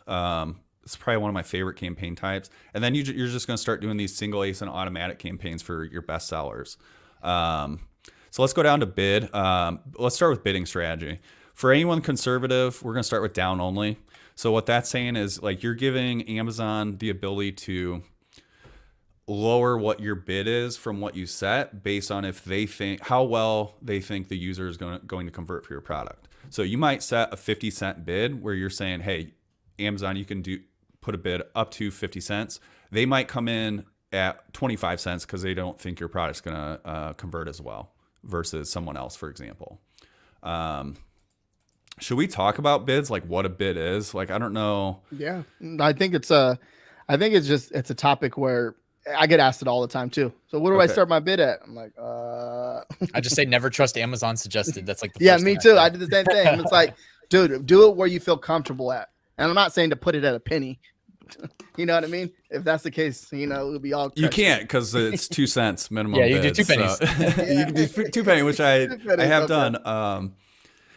So like a bid, like if anyone that's not familiar is like, what is an Amazon bid? It's so you're in an auction with Amazon ads. You're in an auction for ad space. So like those top of search ad placements at the top of the page, you're bidding against every other advertiser that wants those same ad spots. So when we say bid, it's like very much like you're at an auction, you know, guy with the gavel kind of thing. Whoever has the highest bid is going to get the best placement. Second highest bid, get the second best placement, so on. So with like down only, like you could have a really high bid and, you know, call it $1, and you might see your CPCs are really low, like 25 cents, and you're not getting impressions. It's because Amazon's actually lowering what you want your bid to be to, they might say, okay, we're only coming in at a 25-cent auction. You're not going to know this. They're just going to do it, and you're never going to get those higher placements. Even though you have a high bid, you won't outbid them because your bid actually isn't $1. So that's what down only means. Like they'll actually lower what your bid is from what you set. Yeah. Dynamic bids, they give you, they'll up to double your bid, and they do this a lot too when you select this. So if you put in $1 bid, they'll actually, you can do up to $2. And then fixed bid, they're just going to keep whatever your bid is. So if you say it's $1, you're going to come into the auction at $1. They're not going to do any kind of funny games with that. So in each of these have different merits and use cases and strategies. I use all three depending on what the situation is. But down only is going to be the most conservative. So if we're talking about our conservative seller, which I think is going to be most people, start with down only. Mhm. Adjustments. So 0%. Honestly, you're probably not going to worry about your placement adjustments till later. You get a little bit more advanced. Like anybody that's brand new to ads, I'd probably just stick with 0% because you can get in trouble if you start increasing those pretty quickly. And then our bid. So the most important thing you can do is not use a default bid, but to set bids by targeting group. So when you set a default bid, this is your ad group level default bid. Mhm. So anything that doesn't have a bid set uses this default bid. However, as soon as you change a bid on any of your targets, it no longer uses the default. So I recommend just everybody right from the bat when they create their campaign, select this option and put in a manual bid for every single targeting group. Compliments if you want to use them. I'd say you're fine if you keep those paused. They don't perform that well in my experience. As far as Amazon's bids always willing go, to cast a super wide net, and spend your money. what's that? I said Amazon's willing to cast a super wide net and spend your money if you let them. They are, especially because automatic campaigns also do product targeting. So that's where your ad shows up on someone's product page. And you'll probably get more impressions from product pages with automatic campaigns than you would from That's what was happening for me. search terms. And there's not a way around it. And when they're not performing well, it's really frustrating. Do you have a strategy when that happens? Not really. I was just kind of like I always like in the increase bid by X% opportunity where it's like top of search and then product pages. Like I just keep the product pages lower, Yeah. like significantly lower. Yeah, 0%. I'm usually at 0% for most of them. Some of them, like lottery campaigns, I do have a couple that do pretty well on the product pages, but there's not a way. I wish there was a way you could just say, hey, don't target products on automatic campaigns. Most of the time you want them, but I don't know. There's a strategy to that too, as well, though, right?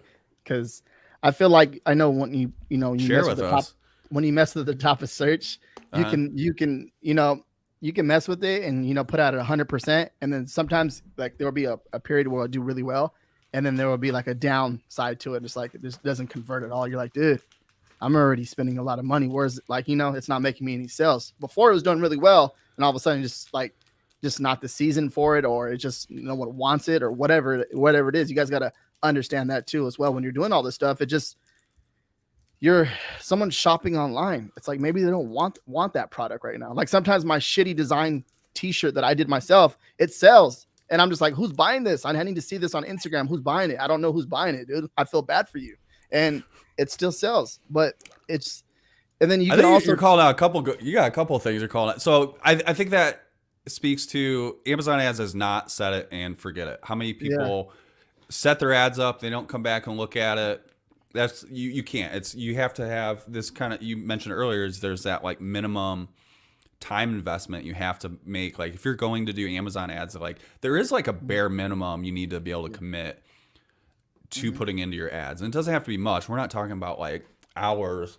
I mean, it might only be an hour a week for, you have a couple products, but you can't just set it and forget it, because that is going to happen. The performance of your campaigns and targets, those are going to be all over the place and change just based on the competition, the market, customers, what trends, whatever it looks like, seasonality, these are constantly changing. So that's why we got merch jars automation. That's a big part of it. Yeah, it does take a lot of that pressure off where you don't have to do. But even with like the automation software, it's like I recommend everybody still have eyes on their products. Like it's useful to be like know what's going on and what search terms are kind of like being searched, and it's good for just like product development and so forth. I think especially on the Merch by Amazon side, I think most of us are just continuously developing products.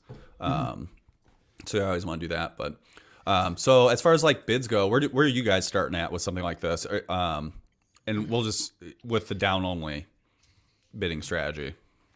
I go anywhere between like 25 to 35 cents. It depends though. Okay. Like if I have a top selling product and I know it's crushing, I'll go a little bit more aggressive. Okay. Right. That's pretty similar to what I do. Do you modify it based on the match type? No, well, right there, I'll just, I'll set it to, 25 or 35 cents or whatever it is right there, Okay. and then just go from there, based on the impressions, and you're starting to get clicks. Like if I'm getting a lot of, like, if I see that I'm getting a good amount of impressions, I'll just leave it, but if I'm not, then obviously I'll increase the bid, because obviously I'm not ranking really well. But to start, we don't have that data. So like 35 Yep. cents, if you got a bestseller, like something that's like, oh, this is taking off, I'm going to launch an ad for it, you might start a little bit higher. Yeah. Okay. Yep. About you, Ryan? Looking right now, honestly, 'cause it's been a while, man, since I was even in here. I'm trying to figure it out. Like, You how need I to come set on it up. more. This is a good refresher for you. It was. Dude, You can yeah. have your ads up. We'll just optimize yours. Yeah, that's what we should do for real. It's You it's can if all you over want the to. place. Yeah, so it looks like I do set different for I'm looking at like auto campaigns again, because I'm looking at my Amazon merch stuff. Close match, it looks like that's where I set like the highest bids, and loose match second highest, substitutes lowest. Okay. So Do you see much from compliments?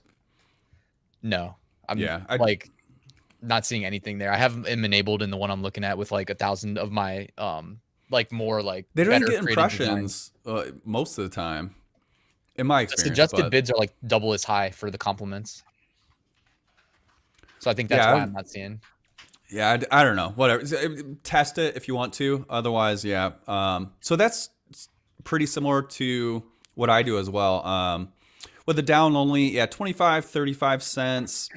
For close and loose match, I'll keep pretty similar. Then substitutes, I'll usually have lower. So I'll do something like 20 or 25 in this case. But I do the same thing RJ does. Like if I have a product that's like, oh, it's all of a sudden selling 3, 4, 5 units a day, or it has some reviews or whatever it is, or I think this can be a bestseller, or, on those terms, like lower BSR. It's not something that's going to, some middle of nowhere city on a t-shirt that's going to sell every 6 months to 12 years. I'm going to start with higher bids, and somewhere in that, like the 55 cent range for these two. And I might do like 30, 35 cents for these. So, and that's if I'm wanting to be a little bit more aggressive at selling. It's like, let's get data quickly.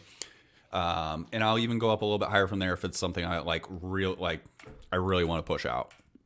So you're that one guy in my niche that's taking over, and my shirts don't make Maybe. sales I until hope like so. a I'm year in all the later. niches. I'm in all the niches. Those lottery campaigns really make it easy. Oh, okay. So that's where I start. But if you're concerned with how much you're going to spend, start low. I mean, you can start at 5 cents. That's kind of where we start lottery campaigns. That's kind of recommended for that, just because of how many different products you are. And if you start with a higher bid, it will spend very quickly. And you're just going to slowly, because whatever you put in here, like, you're not done. It's not that set and forget. You're going to continually optimize these products over time. When you're first starting out, every 3, 4, 5 days. And I'd say on average about on a weekly basis, if you're doing this on a manual basis. So that's where I would start bids and budgets. What other questions do you guys get from people a lot? I know that's probably like the question. That strategy right there, I was going back to with the product pages. So, you look at the search term that you're trying to convert for, right? Mm-hmm. Okay. And then you just search for that search term, and you run a manual ad, and then you just grab like all the related, all the related products to your product that, you're competing with. So let's say if it's a funny monkey shirt, okay, and you're trying to convert for that long tail keyword, and when you search that on Amazon and you see 20 other shirts there, you grab all those ASINs and then you put them into a manual campaign ad with the reviews and stuff. So And like then a that's like product, Yeah, you're targeting your competitors. yeah, and it's like it's another level of testing, right? And then because if you can convert and steal their sell, and there are a bunch of people gonna be mad, like, damn it, RJ, you're stealing my sale. So if you can convert and steal their sale, that's exactly what it is. And then you're converting over here for another ad. You're just driving double the traffic, and just another form of testing and trying to make that first sale for that product in that niche. So that's I'm glad you brought that up, actually. So And that also- I do these kind of, so I talked about it on the stream I recently did came up when someone wanted me to talk about just scaling in general. And I was talking about scaling your ads, and one way to do that is with different types of ads and targeting different either products or search terms, or product placement or ad placements. And competitors is definitely one of them. Let me see if I can find. So are you trying to like break even with your ACOS? Or Well, even right go now, above that? no. Like, right, like during the holidays, no. I'm definitely pushing hard. Generally, yes. Like if I look at, I don't know, year to date. Because that's ambitious. So you're gonna like cut this back around Christmas, or just like keep it ripping and just like At the capitalize cutoff on date, so I don't have it here. So there's the basically until the shipping dates go past Christmas. That's when I see that cliff happens. Last year it was like the 12th or 13th. Hopefully it's around that time this year, maybe a little bit longer. We'll see. It's kind of, I don't know. Pray to Amazon, it keeps going. But yeah, once that happens, it's essentially going to be slashing bids, slashing budgets, and starting over. So yeah, this is year to date, so about 27%, so pretty close to break even ACOS. And you can see like I was a little higher at the beginning of the year and got to bring that down. So yeah. Nice. So that's kind of the strategy. All right, yo, I'm gonna jump off, or I'm gonna turn into a pumpkin. I gotta release my YouTube video for the day. All right, appreciate man. being Appreciate, on, Ryan. I appreciate the invite. Yeah, absolutely. We'll do this again. It was fun. Yeah, Later, it's good Ryan. catching up with both you guys. RJ, been a while, man. We need to catch up Later, too. brother. Yeah, man. Have a good week, or have a good week, and happy holidays, brother. Yeah, happy holidays. Later, guys. Yeah, take it easy. All right, so me and RJ are gonna hold the fort down. We're What are we gonna have talking? a Should we go? Should we go through dance some off questions? competition. Dance off Dance competition. off. between Oh, you. you don't want none of this. Yeah. Just kidding. Yeah, go ahead, man. Let's do it, man. All right, let's do some questions. No, but I also too. There's someone said tacos. The It's total. lunchtime. No, not tacos. There's the tacos right here. We're talking about that. What's the total ACOS, right? For Yeah, so tacos. So this acronym, there's a couple different things it could mean. So I use tacos generally as target ACOS. So that's like the ACOS you're trying to hit. So I talk about target ACOS a lot, which also has an acronym of tacos. The rest of the industry seems to have determined that it stands for total ACOS, which, or total, what do they call it? The total advertising cost of sales. Basically, it's the percentage of spend you have on ads versus your total revenue, organic and paid. Yeah. Right?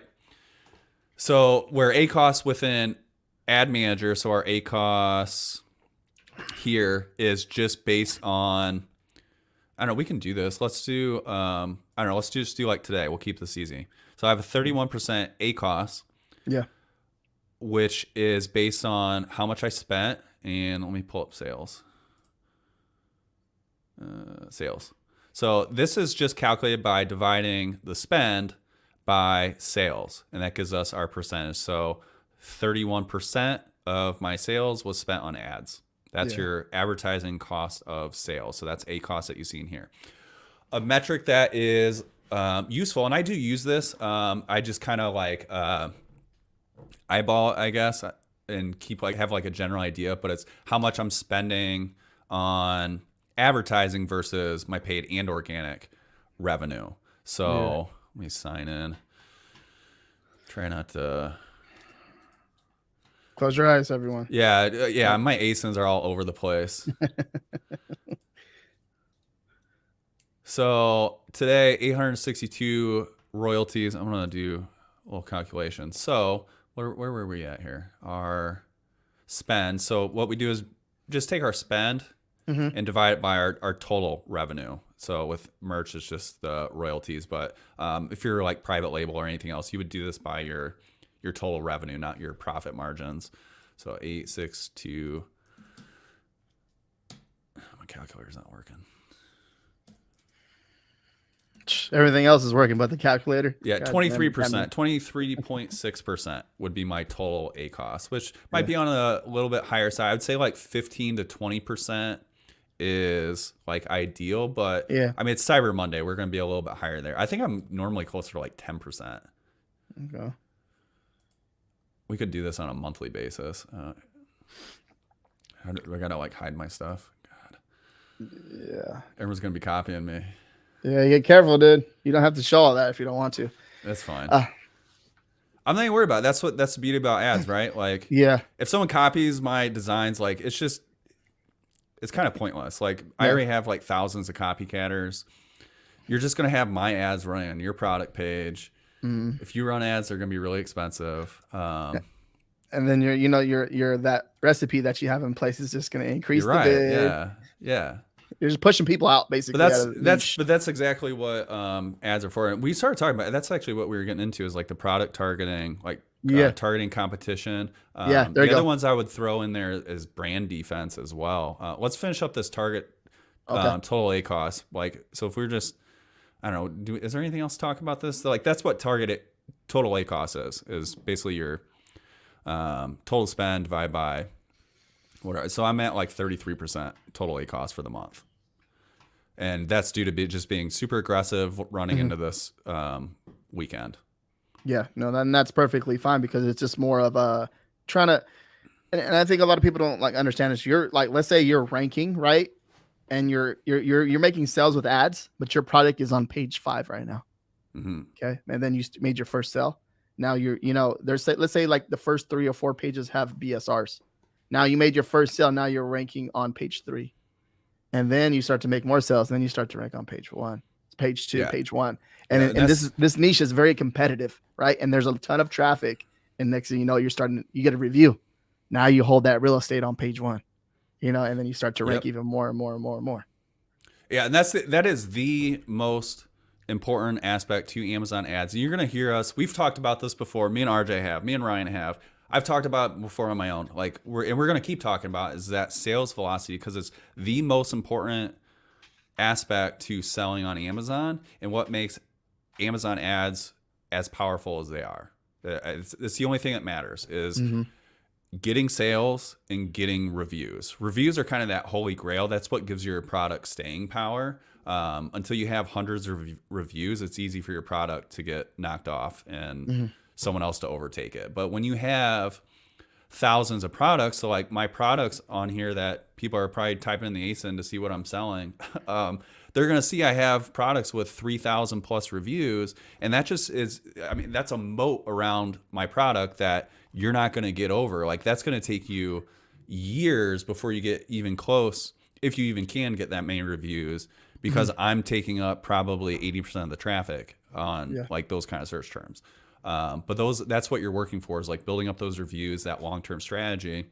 And that's why I target the products I do as well, because of how long it does take to optimize these ads. And I mean, it takes months and to have your products mature to where you're getting reviews and sales and, ranking, like all this is a very long process. And you'd probably have the same experience where your best-selling products you probably listed years ago. Yeah, dude, and that's so awesome because even that you bring that up because it's the power right there, right? And selling online and e-commerce and learning how to rank a product on the front page by getting reviews and just and the velocity, the sales velocity, and getting the sales volume coming in. It's like you turn off your ad, it'll still make sales, right? It's going to make sales. I mean, you turn off your ad, don't do that. Sales. Don't turn off your ads because it can.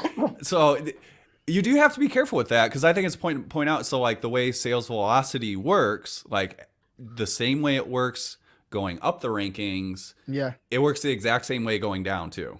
It's that same kind of snowball effect where you start falling in the rankings, you can fall very fast. It can be hard to recover. Even with the best-selling product, I mean, you have something that goes out of stock or whatever it is. If you're not selling, someone else is taking your spot. And Amazon doesn't give a shit about your product. They just don't. They're going to have someone else replace it. And if they get sales and convert, like they're going to rank theirs. Yeah. No, and that's it's crazy. Amazing opportunity we have right now. And if like, even though like you can run ads and you're running ads right now, do it. Like work your way up, $100 a month on ads, 200, 300, 400, $500,000 a Yeah, month you on can ads, start with. I mean, if I were to start like, if I was to tell someone to start like right now, and you want to be super conservative, like you only got a few bucks to spend, like start with one of those lottery campaigns, like $5 Yeah. budget, super low bids. I mean, they're almost hard not to be profitable. And then Yeah. you just start kind of working your way in those single ASIN campaigns with your best sellers. Have another $2-3 budget, low bids. And you're going to slowly increase those until you start finding what's working. And then Yep. eventually you're going to end up having just powerhouse ASINs that are well optimized, that rank super well on search terms. And you're still running ads on all these things. That's another thing I do see, like, well, I'm like doing really well. It's like it's selling now. I want to turn off ads. Unless you have thousands of reviews and you're selling, I don't know, 500,000 units a month, don't turn off ads. Like you don't have a mature product, just straight up. That's like the scale. And I think that's like the difference, like just experience, or like if you're like kind of like new to Amazon, like you might not know what to expect as far as like volume that you can see.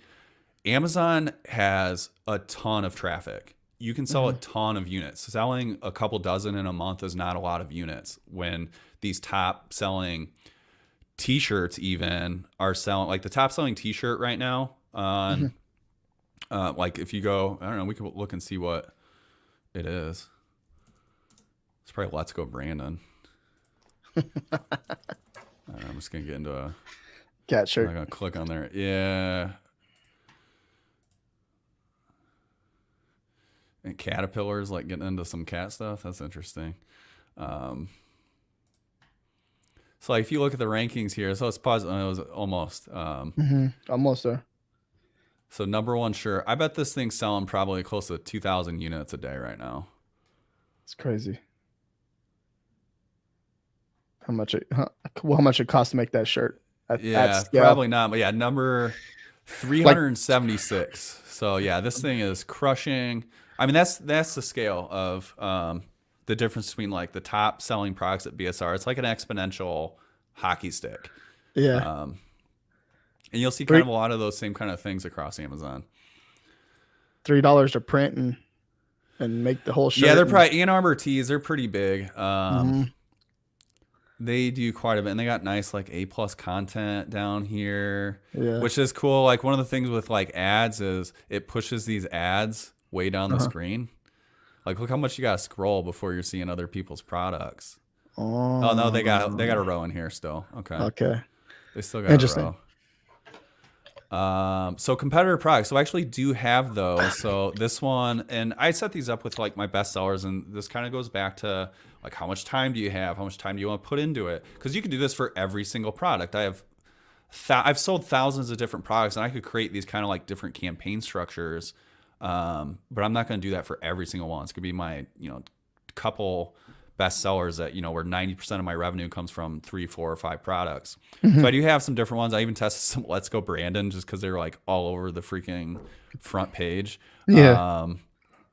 Looks like they didn't do too well ACOS wise, but I have both these were actually really similar. I think this was just like the top 100 men's was kind of just taking the top sellers. So I compete with this product against kind of all those different top sellers. Yeah. Just a very, very big, like broad reach, gift giving kind of thing. And this was an old one, just top 100 men's, and the holiday is the new one. And these are all just kind of the different ASINs. Yeah. There you go. And I mean, this month, so from targeting different competitors, 159 orders at a 32% ACOS, which I'm really happy with that. Like it's barely unprofitable, but I guarantee it's profitable from the impact of ranking. Because you're starting to rank for like unrelated keywords that you never even rank for, and that's one of the ways to kind of like push it into the algorithm.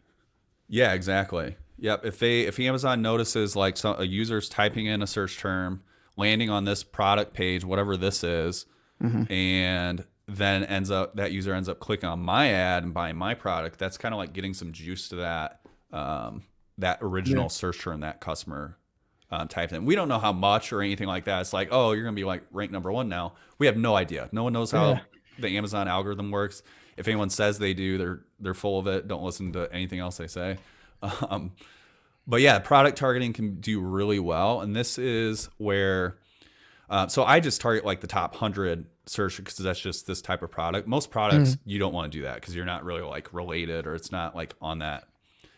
I don't know, unless it's like it almost has to be like a dad shirt for like this particular category. It better be like fishing or gaming or something.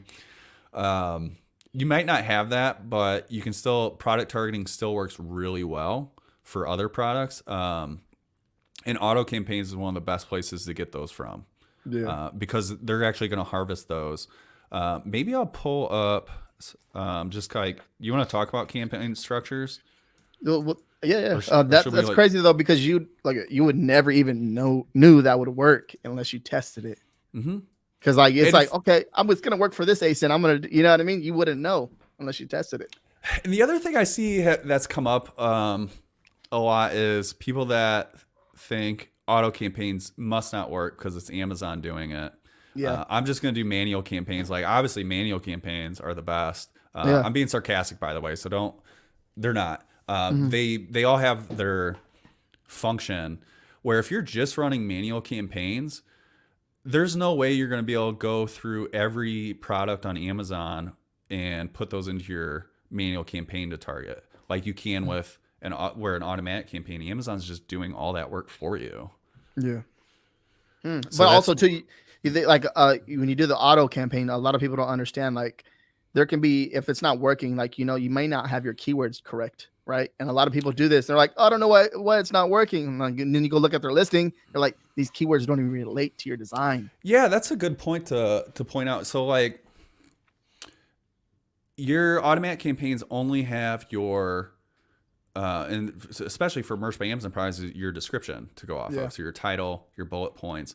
It's not going to look, it has no idea what your design is or what your product is other than what's in the description. Now, if you're selling on Seller Central, you're going to have some additional metadata like back-end keywords you can fill in, or your A+ content or different photos might have some metadata built in that they're going to scrape as well and use as for these, like this targeting.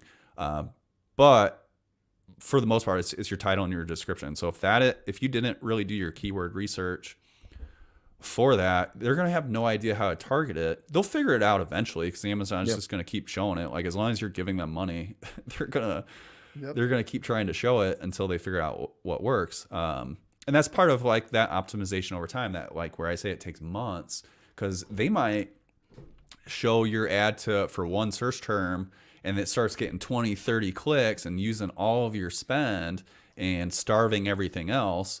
And that search term never ends up selling. Where then you negate it and it doesn't show up for it anymore. And now, other things are getting like a fair chance to show.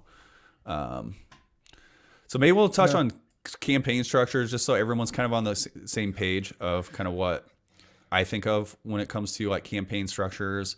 And then we'll get into some user questions. I'm gonna call it at in 7 minutes at 2 hours mark. I gotta go eat, man. Well, let's just jump into some user questions then. Let's okay, let's see. I created a lottery campaign for KDP and copied each to create the 4 different campaigns. Do you know what's okay, we already did this one. But yeah, the copy button's not working right now on Amazon ads. So if anyone's ran into that, it doesn't work for whatever reason. It's Amazon. Doing very well on KDP. Okay. It's not a question. I'm not very good at these. Okay, how's that? Do you do KDP, RJ? Yeah, I do KDP. Okay. Yeah. Well, maybe you should answer it. What minimum price do you think low content books should be priced at for ads to work for KDP? What prices do you think low content books should be priced at for ads to work for KDP? I think if I'm getting this correctly, it all depends like what you have. What minimum price do you think a low content book should be priced up for ads? It all depends like what's your price point and how much you're spending on ads, or what are you willing to break with ads, like your break even with your ACoS or whatever you're trying to do with your ranking, right?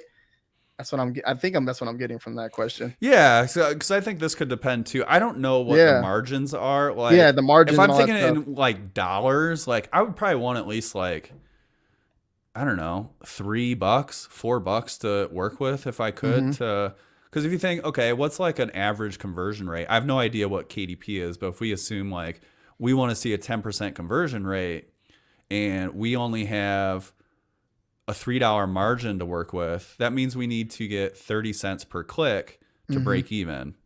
That's probably doable with 30 cents. Like, so you can think of it in that way too, is like, what is the cost per click that I can hit based on what I think the conversion rates are?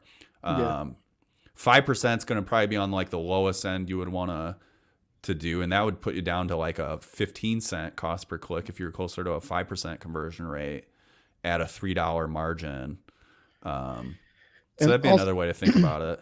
also too with KDP, like it is if you it takes a little bit more work, right? Because you're creating a book, right? If you take the time to create take it to the next level and create like maybe like a medium content book, maybe a coloring book or like some type of recipe book and take it to that next level, you're gonna convert.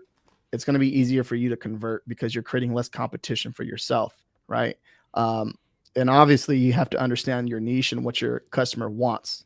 Okay, and you put everything two and two together. You're gonna create less competition. Now, if you're gonna do what everyone else is doing, and I see a lot of people do this, they're going in there, they're creating, the low content books and just adding a different cover, different design to it, to the cover and creating a line notebook. There's going to be a little bit more competition and a lot more testing that you have to do. So what I've done personally is just, I publish like 1 to 2 books a week, but these are more like, coloring books or even just like a more of a medium or a higher content book. And I don't have no issue doing that because I already know that it's going to turn into where it's going to be making $100, $200, $300 a month just with that one book. I'd Right. imagine those like higher content you could have a higher asking price for as well. Mhm. It's like it's not as much of a commodity. Yeah. Yep. No, and I think it's cool because you see that, and I've always said this too. It's just you're gonna see that when it comes to making sales with KDP and compare it to merch. That's the biggest category on Amazon, right? It's the books on Amazon. So you got to think there's going to be more competition.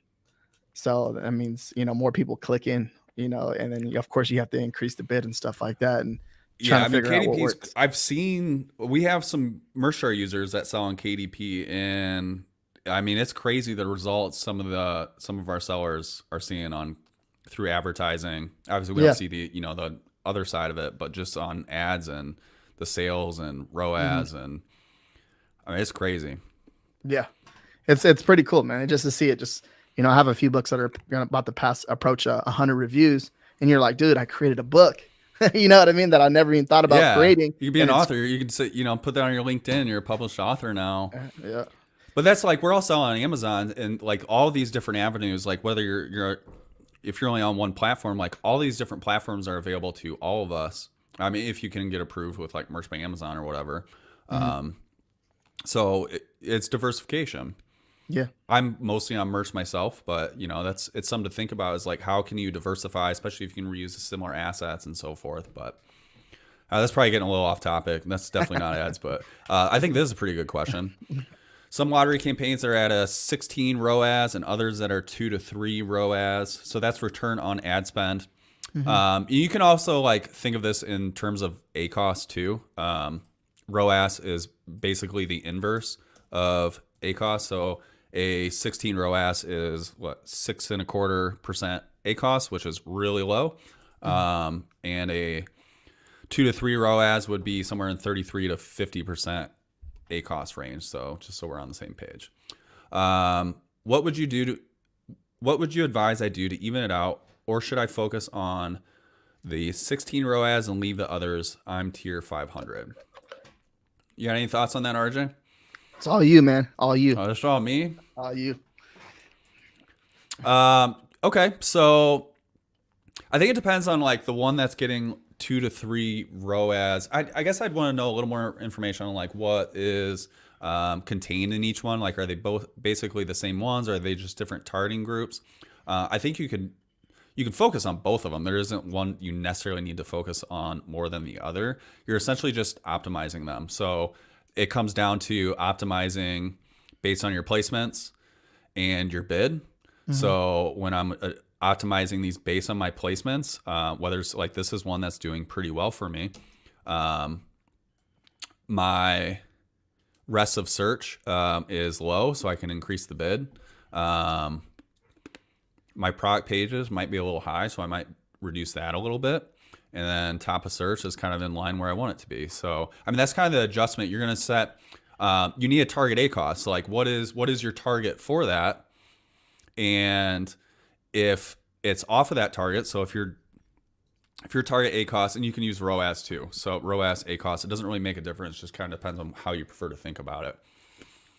But if your ROAS is higher than what your target is, so like your target is actually closer to like 4 or 5, you need to increase your bids. Like you can take that one that's got 16 ROAS and broaden its reach, get more impressions, get more clicks, and therefore more orders just by increasing your bids. And that just by the nature of increasing your bids, that ROAS is going to decrease just because you're spending more per acquisition or per sale.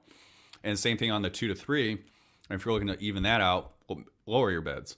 So you're getting just kind of more juice out of those. You got any thoughts there? No, man. That's like,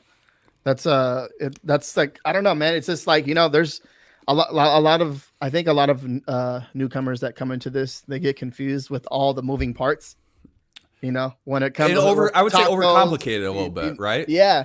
And I think this is something right here, that you can leverage personally when it comes to MerchStar and making it as easy as possible. I know you create a lot of content on that, but to make sure that they understand, like, okay, this is it right here. This is what you need to do. And then from going forward, you need to watch the rest of this video and watch this video or watch this. And you know what I mean? Yeah, I'd say anybody that's curious, so like I've written some stuff on here, like, and I wrote this stuff a while ago and it's still relevant. Yeah. Just on our website, you can go merchstar.com and then learn at the top. But the ones I would definitely look at, and I've done some interviews with different people. The ones to look at for sure is choosing your ideal ACoS is probably like step 0 before you launch ads. Yeah. And I had this one, 4 ad optimizations, but on our YouTube channel, there's an update to it's now 5 to do every week. And those two alone will get you started on like how to optimize your ads going forward. And MerchStar just helps you do these things faster. This isn't like, you can do all this manually, but this just helps you do it faster with like, I have a save filter with each of those optimizations, my 0 impressions, my 0 order, my well performing, my poor performing, like, and then I can just do everything in bulk just based on that very quickly. So, but you have to know, MerchStar is not going to, like, MerchStar is just a tool. It's not going to help you if you don't know what you're doing. You need some kind of you need to educate yourself on like how Amazon ads are structured and kind of what the basic things, goals you want to accomplish with it. But these two would be a good starting point. Those, and join our Facebook group too. I think most people are from our Facebook group in this, but man, there's a ton of information, super helpful people. People spend a ton of money on ads, not even just myself, that are very helpful as well. So, dude, that's like, you did that filter right there, could just save like 30 minutes. Yeah, one filter, 1 hour, one other filter, 1 hour. Yep, and just kind of aggregating everything. I forget where all my stuff is. It just like kind of aggregates everything together. But yeah, I'll do some manual stuff here. A lot of the stuff is just automated, like with our smart bid, different stuff. We'll jump into that a little bit later for some walkthrough stuff. But maybe we'll keep going. You can stick around as long as you want. So I'm gonna head out right now. Sounds good, man. Appreciate your time on here, RJ. We'll have to do it again soon. All right, man. I appreciate it, man. We got to get on. Yeah, I think I'm gonna get you on my channel too as well, so we can. All right. Yeah, we'll trade off. Yeah, for sure, man. I appreciate it, man. Yeah, have a good one. Bye-bye. Happy Cyber Monday. Happy Cyber Monday. Happy holidays. The sales be with you. Merry Christmas. Happy Hanukkah. Yeah, let's just get them all out. Happy New Year. Yeah, let's throw them all out there, man. All right, see you in January. Thank you, man. Later, brother. Later, Take it easy, man. Good job. All right, so we'll do a couple more questions. Maybe we'll start. I gotta like catch up. I even looked at like the latest stuff. Holy cow, you guys have been active. Okay, so why not start a manual campaign with relevant keywords for our product instead of an automatic campaign? For example, Labrador gift shirt, t-shirt for Labrador mom. We don't know all the search terms typed in, but we certainly know the main ones. Okay. So you can do this. It's not really like starting an automatic campaign instead of a manual campaign. If you've done your keyword research, you can do both. And you can even test out, starting out with exact match. You have a pretty good idea of what those primary keywords are going to be, or even broad match as well. A couple things to keep in mind doing that. You need to be willing to collect enough data that you're going to fully test those keywords. And you're probably going to target things that aren't as relevant, especially if you're doing broad match. And if you didn't do your keyword research, like there is a good chance you're going to be wasting spend. So just like keep those in mind. If you're willing to spend and test, like that's not a bad way to go. It's essentially going to speed up your keyword harvesting process. So maybe I'll pull this up this screen.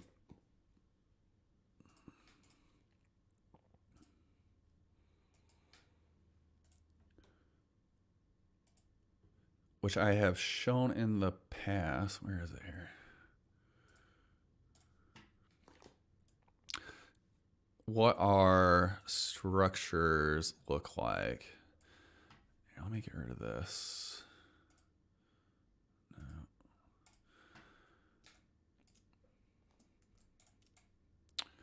So this is kind of what our structure looks like. Might be a little small. I'm going to zoom in to where we have our product harvesting with our lottery. And then really this is more about like our individual single ASIN campaigns, where we have our automatic campaigns and then our manual testing. So the question is, why aren't we starting with the manual?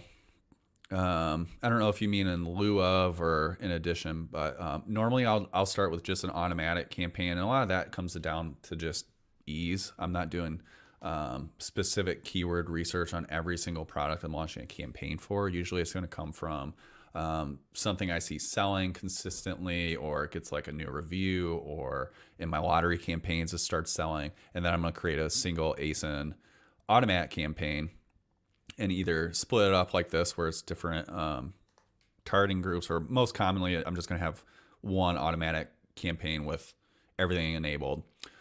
And then I'm going to let it go from there. And then when when it starts selling, then I'll start setting up the manual testing, set up promotion type stuff in Merchjar. But there is no reason why you can't start with the manual campaigns. It's just going to speed up that whole process. But just be willing to commit to the testing of it, so you're not starting your broad or exact match and only getting a couple clicks and then turning it off. The more things you start with, the more you're going to have to commit to testing. Like the more clicks you're going to have to collect before like turning it off or making adjustments on it.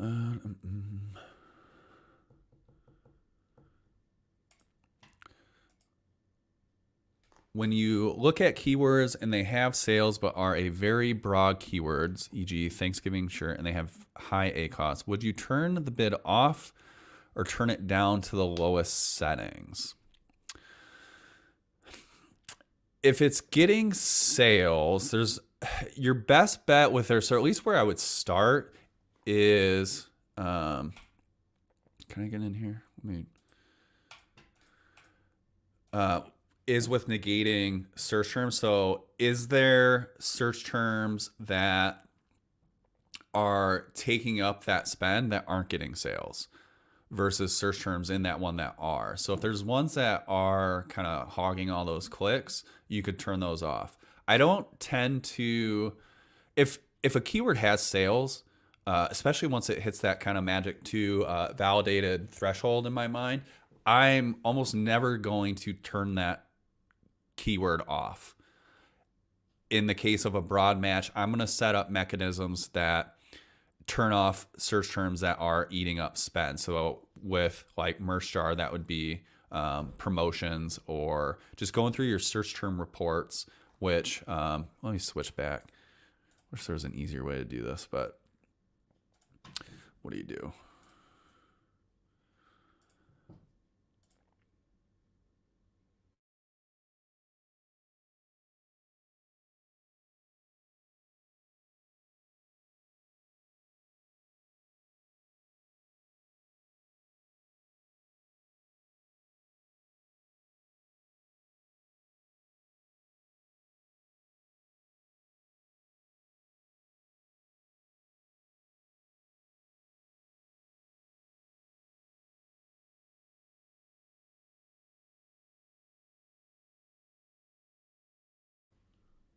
Hey, I'm back. Says my connection's unstable. Sorry about that. Let's go back to this question. I'm kind of all over the place right now. So you're gonna negate like what I would check is like in your ad group. If you're using ad console, you can go into your search terms and see if there's any search terms that are getting clicks and not any sales. So you can create a filter here. That's where I would start. So I wouldn't turn that off. Like at a certain point, you might want to lower the bid, but the other thing you would do is any of those from a broad match that are getting sales is promote those search terms that are doing well into its own ad group. So kind of that screen we just saw with the campaign structures, you're going to promote from a broad to a like exact match, so you can have more control over the bids and budgets of that specific search term, and it doesn't have that broader targeting where it's targeting all kinds of different stuff that may not convert as well. And here I am gonna switch screens back, but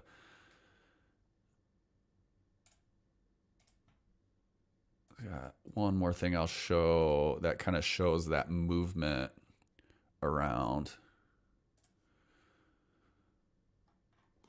So something like this. So this is a very common structure that I use, where we have our auto harvesting. It gets anything that does well gets put into an exact match product targeting there. If it continues to do well, we create broad match keywords. And you can start with this if you've done your keyword research again, and then anything from there gets put into a performance exact match campaign. So our performance campaign is going to have our highest budgets, have our highest bids. We may do placement adjustments here that we're not doing so much on testing. Basically our best performing stuff. But that's what I would do. So like get rid of stuff that's not performing well. So cutting out your wasted ad spend, promoting those search terms so you can do a little more with it.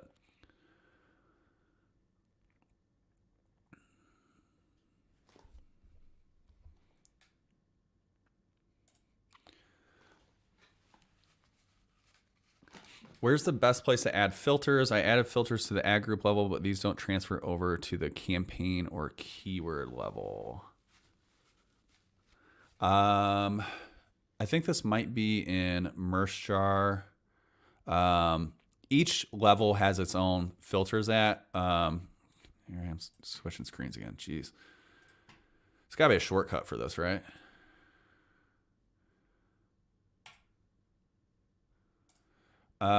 So in your campaign, basically every table has its own saved filters. Most of the time I'm spending it in targets and keywords. So that's where I would create these. These are like those optimizations that I make. So my save filters, I have my 0 order, I have my 1 order, and my different ones for my like poor performing campaigns. I have one for my well-performing campaign. So this is where I create the filters. Eventually we'll have more like global stuff, but it's on a table by table basis right now. Does Merch Jar work well with many single ASIN campaigns? Yeah, it works with unlimited amount of campaigns. If you do anything with like promotions, at this time you do have to create those promotions on a per campaign basis. That's probably the biggest frustration and amount of time. But otherwise, yeah, it works with as many campaigns as you have. It's completely unlimited. My ads account says balance exceeds 350 and status issue. What to do? Did anyone face this? It sounds like you just got to pay your bill. Like maybe add another card on there. If you, the increments I see, I think it's every $500. They send me an invoice and charge my card, and then at the end of the month as well. But yeah, that's something you probably need to contact Amazon if you're having some issues. But yeah, it sounds like just like a billing issue. Could you imagine a Mercer app for your phone where you could track ad spends? I can imagine it. Yeah, it's that's definitely a possibility. Somewhere down the road, we're quite a ways from optimizing this for mobile use. We got quite a bit we want to do with just the app itself and features we want to create. So we're having to like optimize for both mobile and desktop at the same time. It's not something we're really interested in doing. So we're gonna basically make this the best app we can now for desktop, and then we'll worry about mobile use later. But that will be something on the roadmap.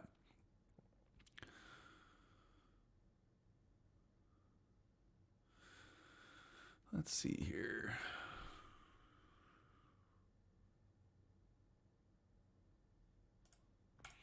So this isn't really a question, but more a comment. And we could talk about it's hard to spend big on ads unless you build up your bank account to cope with it, because you pay for ads today, but don't get the sales paid back into your account for a couple of months. That's true. So it's definitely a cash flow issue with ads, especially noticeable this time of year where your ad spend could increase 5-10 fold just in the matter of a couple weeks. And then you have, depending on your sales platform, like Merch by Amazon and KDP are delayed. I don't know what KDP's is, but Merch is 30 days following the end of the month. So it's up to, close to 60 days from sales that you made at the beginning of the month that you were already spending ads on. And this is really just about managing cash flow within your business and make sure you have funds available. So, whether that's using like a credit card that gives you kind of that extra 30 days as well to pay the bill. It's just the nature of the beast. We're kind of in a benefit. If you are doing merch, you're kind of in a benefit where you're not also adding inventory costs on that as well. That some of our private label or FBA sellers might have on top of the ad spend as well. So, we're fortunate in that regard, but that's just kind of a nature of it, especially when, with e-commerce, you might have 30% of your revenue within, this quarter or more. It's going to be something to prepare for and just be cognizant of it and know that you're going to be going into next Q4 with that in mind and have the funds available, because you don't want to run out of ad spend now before we hit even the best days. Even, Cyber Monday, this isn't going to be the highest sales day of the year. For a manual campaign, should I use the extracted keywords as a single manual exact campaign, or should I use all keywords in a single exact campaign? So with one search term per manual exact campaign, or can I use them all in one? Okay, let me read this again.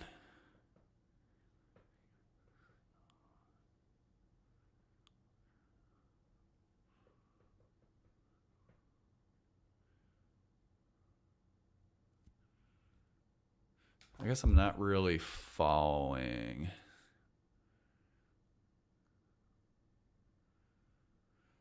I don't really follow that. If you're pulling your keywords, like you're doing your keyword harvesting from an automatic or whatever campaign, you would put those, you can do a number of things. You can put those into one single campaign, and you can have different ad groups. You can have like one ad group for your exact match, one ad group for your broad match, or you could have different campaigns for those. But generally, I'm going to put all of those into one campaign, similar to the structure that I've been showing. So I'm going to try to avoid flipping to that for now.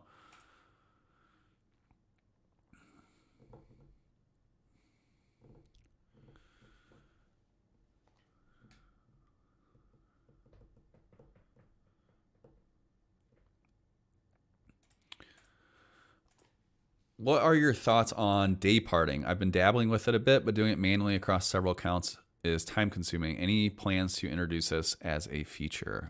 So yes, we do have this upcoming as a feature. Actually part of our recipes. Once it comes out, it's going, here, hide this, the add a certain time feature, which isn't available yet, but yeah, you'll be able to create triggers and so forth based on time. So if you want to pause your campaigns at, at night when there's not as many sales, whatever that looks like, that will be possible. As far as my thoughts on day parting, the way Amazon attributes sales and the delay that happens with it is I'm not a fan of it and don't generally recommend it. And you should just keep ads going all the time. So unless Amazon changes how they're attributing ads. So basically you have no idea what time of day an order comes in, and there's just not a good way to track that. And if you have so few sales that you do know exactly when those sales come in, you're probably not getting enough order data anyways to take advantage of that. So in general, don't day part, but yeah, if Amazon does change it where we do have more granularity on time of day, then that I would reevaluate that.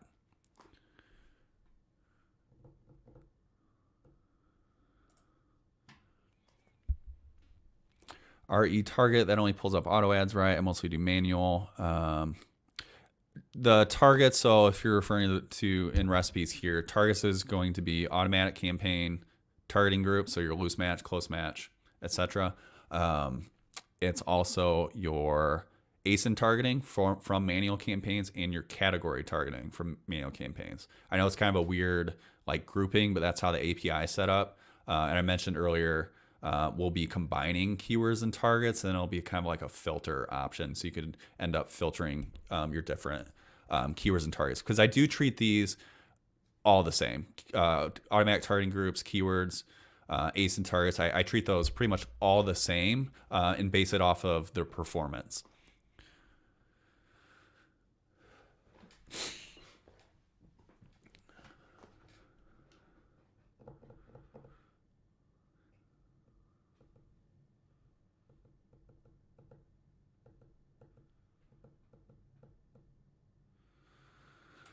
All right, so talking about smart bids, turn it on. So yeah, we could talk about smart bids. And maybe this is how we'll just do kind of the walkthrough, like I'll go through some questions and anything that doesn't come up.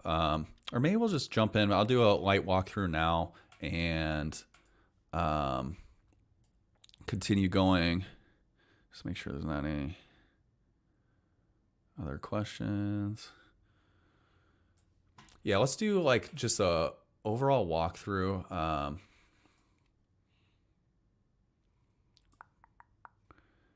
And let me change my screen. I think this should be fine.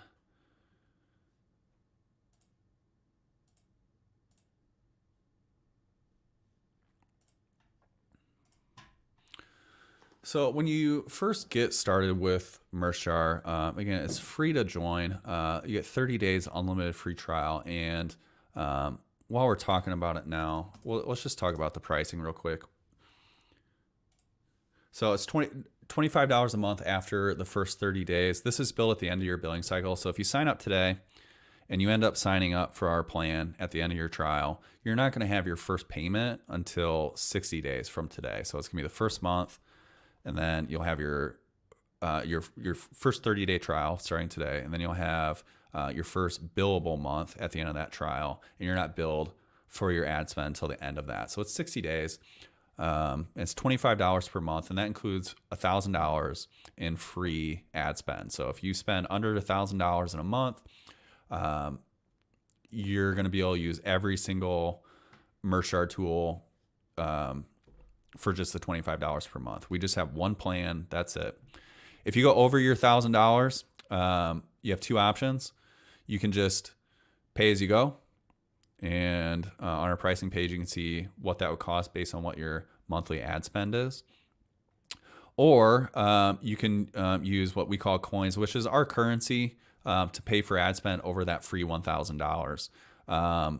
If you go over $1,000, you're a bigger spender, you can use these to get even better rates. And we're running our holiday sale on these. We're gonna run this through the end of the year. So if you're new to Mershar, you can try out the software, make sure it works for you, and then if you still want to take advantage of the best pricing we're gonna ever offer again, you can do that with bundle pricing. So this is actually the same pricing we offered during our beta several months ago.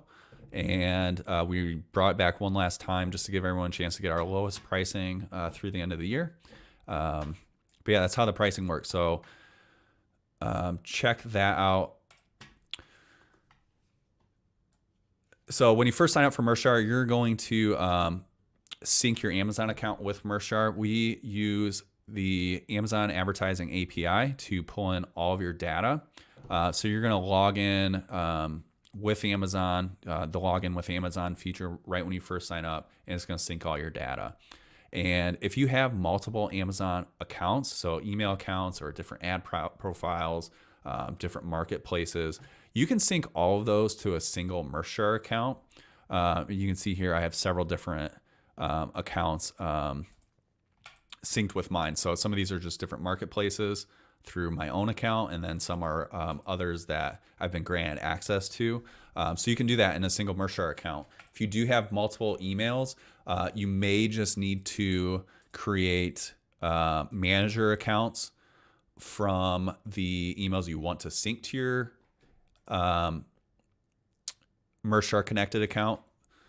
But that can be done. You would just kind of invite users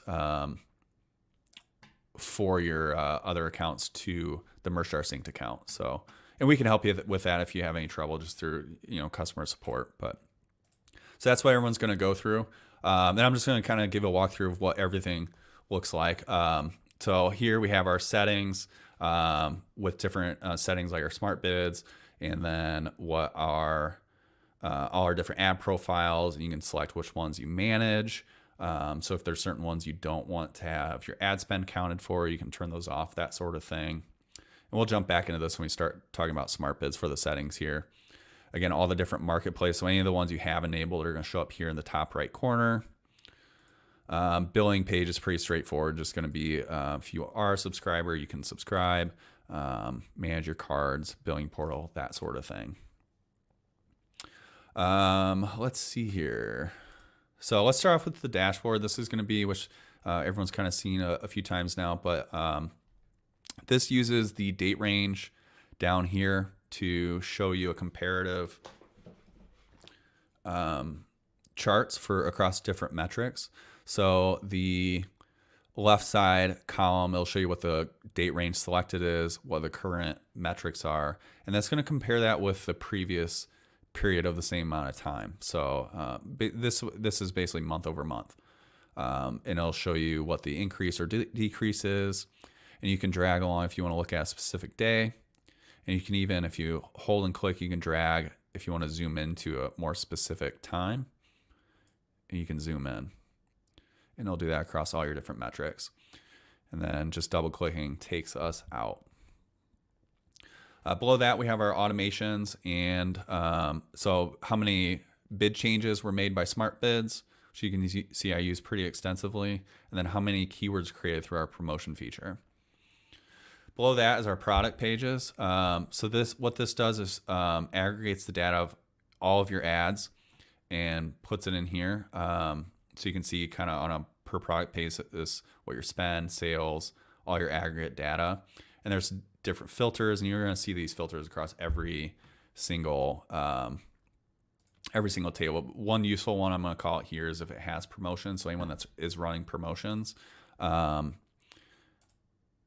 you can filter down to the ones that don't have any. And it'll also tell you how many campaigns, ad groups, that sort of thing. So some useful information. Then on our left-hand sidebar, have a few different features here. So starting off, we have our search term page. This is going to aggregate all of your search term data across all of your campaigns. And you can create filters, you can search. Searching kind of works like you'd expect. You can type in, a keyword or an ASIN. I think I'll jump into some more details on this because there's also negation you can do with the search. But one thing I like about this is that it shows you which ad groups are targeting the same search term. So like this ASIN target here is being targeted by 2 different ad groups, and it's going to aggregate the data at the top, and you can compare how they're competing against each other.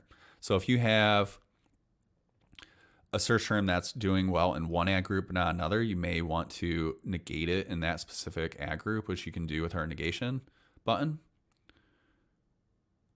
and select which ad groups you want to negate that with. And we also have a copy to clipboard, so if you want to do something else with that, such as negate it through ad console or add it to a your targeting, you can do that as well. Promotions and recipes I'll come back to. I'd say for most new users, Ad Manager is probably where you'll spend most of your time as you're getting familiar with Merchjar. But it's going to have all your different levels of your campaigns, from campaigns. Placements is a new feature coming out. I don't think that's enabled yet for everybody. And then ad groups, ads, so on. And this works pretty much like you would expect it to. So every single one of your campaigns is going to show. We have similar filters. You can filter by all your different metrics. And some of these are going to not be available in your ad console. So some of these are useful, such as like your conversion rate. You can see that right in line to see how things are converting. One of the most important ones is target CPC, which we'll see if we go to our targets and keywords. These are the 2 tables where this is where pretty much all your bulk optimizations are going to happen.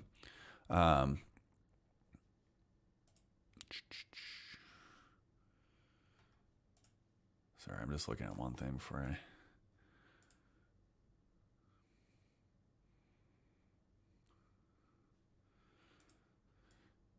And anyone that is using Merchjar currently, so we are going through a server update. I was just on the new server, so I'm just like checking something. Yeah, something's up with it. So target CPC wasn't showing on our new servers yet, but so I'm just going to switch back. So target CPC is really interesting. So this is calculated based on what your conversion rates are of your targets, and what your target ACOS is. So this is saying based on what ACOS you want to hit and how well this product is converting, this is what your CPC should be. So if your actual CPC, there's a difference between them, like in this case, I could raise my bid to get closer to my target CPC. And same thing going the other way. If my target CPC is lower than what my actual CPC is, you can lower the bid, and it gives you a nice, just kind of like an exact amount is like, hey, this is what I should be hitting. Now, it doesn't necessarily mean that's what your bid should be, especially if there's any adjustments on it. So like a placement adjustment could make a $2 bid something else. So like this one here is obviously one of my better converting search terms, and it has a top of search bid adjustment. So it has an effective bid of actually $6. It's not actually coming anywhere close. It's just, it doesn't have the competition of that, but it can. So that you do want to be careful with bid. So that's why we, just comparing CPC to target CPC, you can make small adjustments. So like this one here, my target CPC needs to be a little bit lower. I could probably lower the bid on that a little bit just to kind of try to bring down that actual CPC towards the target CPC a little bit. Save filters, I touched on those earlier. So you can create filters based on any of your various metrics here, and then save them as well. So if you need, based on clicks, click-through rate, revenue per click, whatever that looks like to work with your workflow, you can do that. So I keep mine pretty simple with my 5 different optimizations that I do on a weekly basis, which is my high performing targets, low performing, 1 order, 0 order, and 0 impression ones. And I can just go through, click my save target or save filter. And these are ones, I'm gonna change my date range though. These are all ones that are all performing well. Great ACOS, and I want to increase my bid. We have bulk actions. We can select them through here and change our bid. And we're just going to increase bid a little bit. So I'll do that with each of my different optimizations I make. So I am back on the old servers here. These are the ones that are currently active. So we are at capacity with our servers. So I'm actually glad this popped up. So what happens here, which you're going to end up seeing, and this is built into Mershar purposely. So what happens here is we sync data between Mershar and the Amazon API every 6 hours. And anytime we make a change, we check what those changes are going to be and compare it to with the data that is now showing in the Amazon API. What happens is Amazon updates the data on various records to where the data that they have doesn't match the data we have in Mershar now. And it could just be as simple as they added some additional impressions. So where we had this one at 6,518 impressions, Amazon now has it at 6,519. There's a mismatch there. So we ended up pulling that so you can double check to see if there was anything that like got way out of line within that 6 hours, which generally there's not going to be when you're looking at data from the past couple of days. But it does happen where they update like impressions. But if there's anything that's out of sync whatsoever, it's going to pop up here. It's normal, and then you just click retry and it'll redo those. That's essentially just giving you an option to drop those off of the bulk optimization that you just made. And that's pretty much what that's your bulk actions. Depending on the table, you can do different bulk actions. So like changing the bids, probably gonna be the most common one you make. State is gonna be like pausing them. So I'll do that based on like my 0 order and 1 order targets. I'll pause those if they meet my threshold. The one coming up, which I mentioned earlier to the ad groups, is gonna be the adding of ASINs. So that's where you can add unlimited ASINs to as many campaigns or ad groups, I should say, that you want at a time. Now, I should say unlimited because there is an account limit, which I recently ran into. You can run 2 million ads across your account. And then placements is new too. Next, we have recipes, which we've already talked about a little bit, and we'll probably jump back in. I'll go through some questions, and maybe we can jump back in. So I already covered some of that. These are going to do basically almost anything once we build this out and add additional features to the triggers and the actions that can be taken. But this is, again, our new flagship feature. And we'll be sharing some recipes and building out an import export, so it'll make it easy as well to bring those into your own account and kind of create your own recipe book.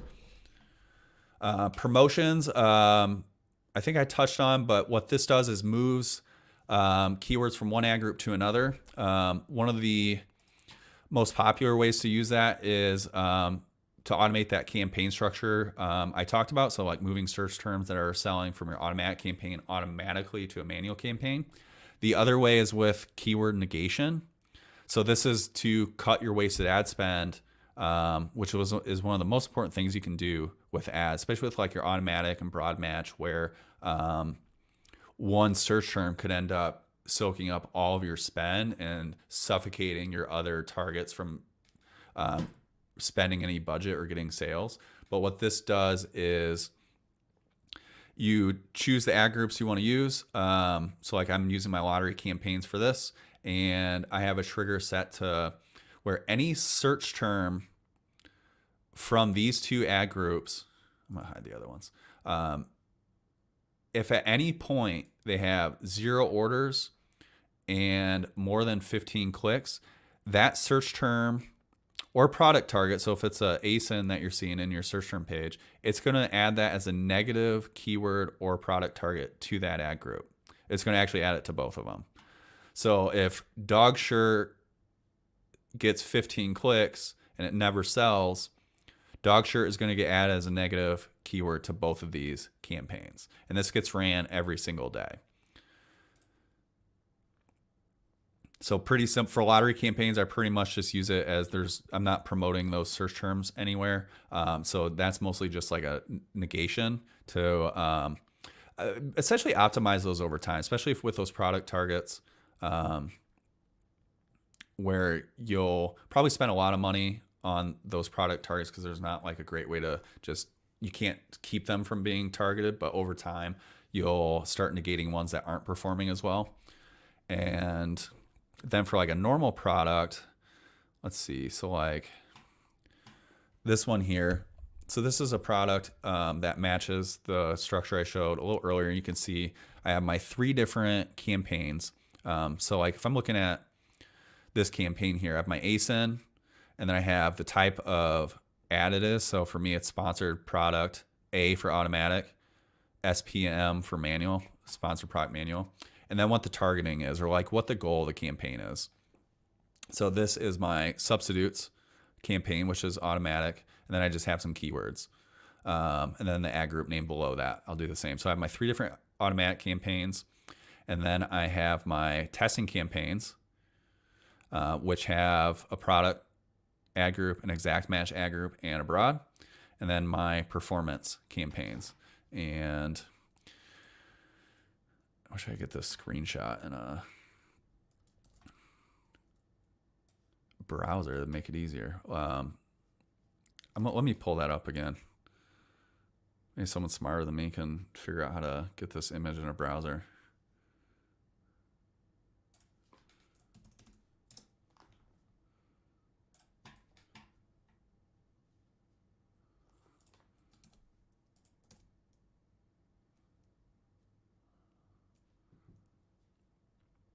I think I got it. Okay.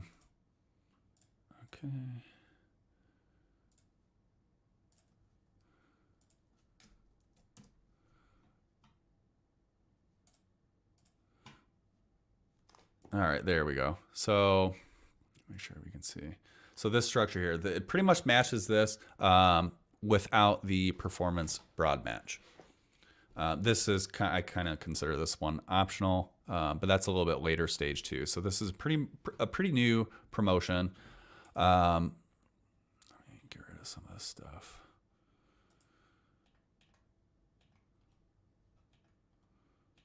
Okay, sorry about that. Okay, so all these different ad groups match these here. The only difference is the auto campaign is 3 different campaigns, and they're segmented by targeting group.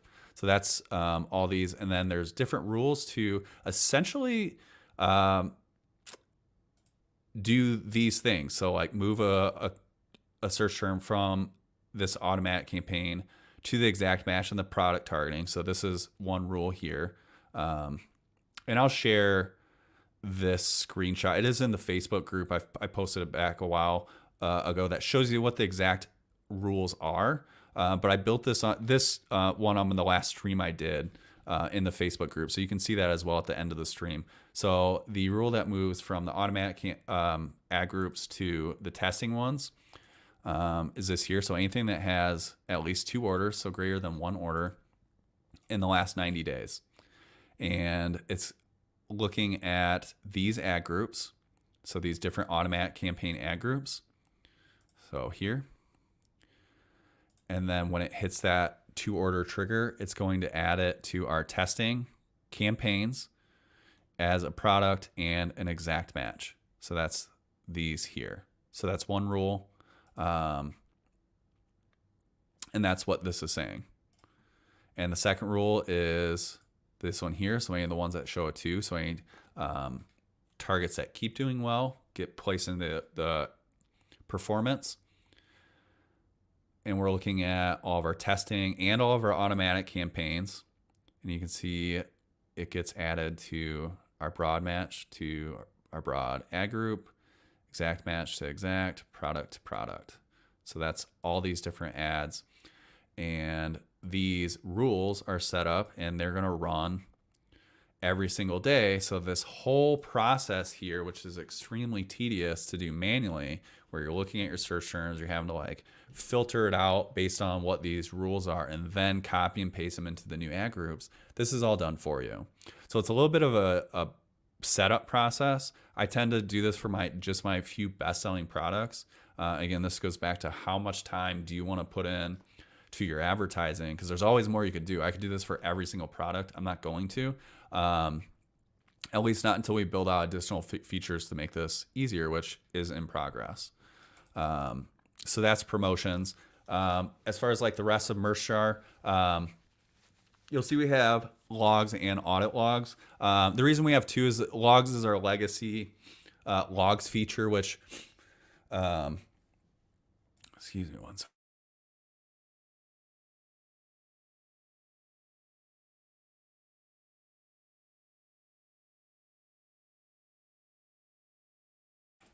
Sorry about that. Battling a cold. So logs is our legacy feature. The logs tracks every single change that Merchjar makes, either through an automation or through a manual bulk action. So that's done here. Audit logs is just our newer version of it, which is going to have additional features, and we're going to eventually merge everything into one. So that's why you end up seeing two. So logs just covers smart bids and promotions, and audit logs contains your bulk actions and recipes, but everything's going to end up in the audit logs eventually. So that's kind of the tour of the different features. So maybe I'll jump back into questions. All right, see where I was at.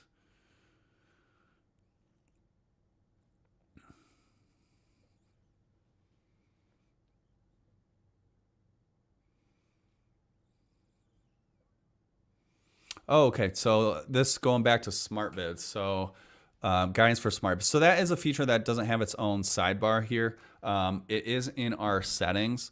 So smart bids does work pretty well. I will say that it is something that recipes will be replacing because recipes are going to be more powerful than what smart bids can be. But it will be sticking around for a while for the time being. So what smart bids does is looks at any campaigns that have smart bids enabled. So let me maybe start there. So any campaign that has the smart bids column enabled here has all of its targets. So the keywords, the automatic targets looked at for smart bids, and any of those targets, again, that are enabled in these smart bid enabled campaigns during the look back window, so how many days this tool is going to look back, any targets that have at least 2 orders, it's going to make small bid adjustments every single day to those targets to get you close to your target ACoS. So what these settings are saying here is for every target, look back the last 30 days. If there's at least 2 orders, adjust the bid by a maximum of 3%.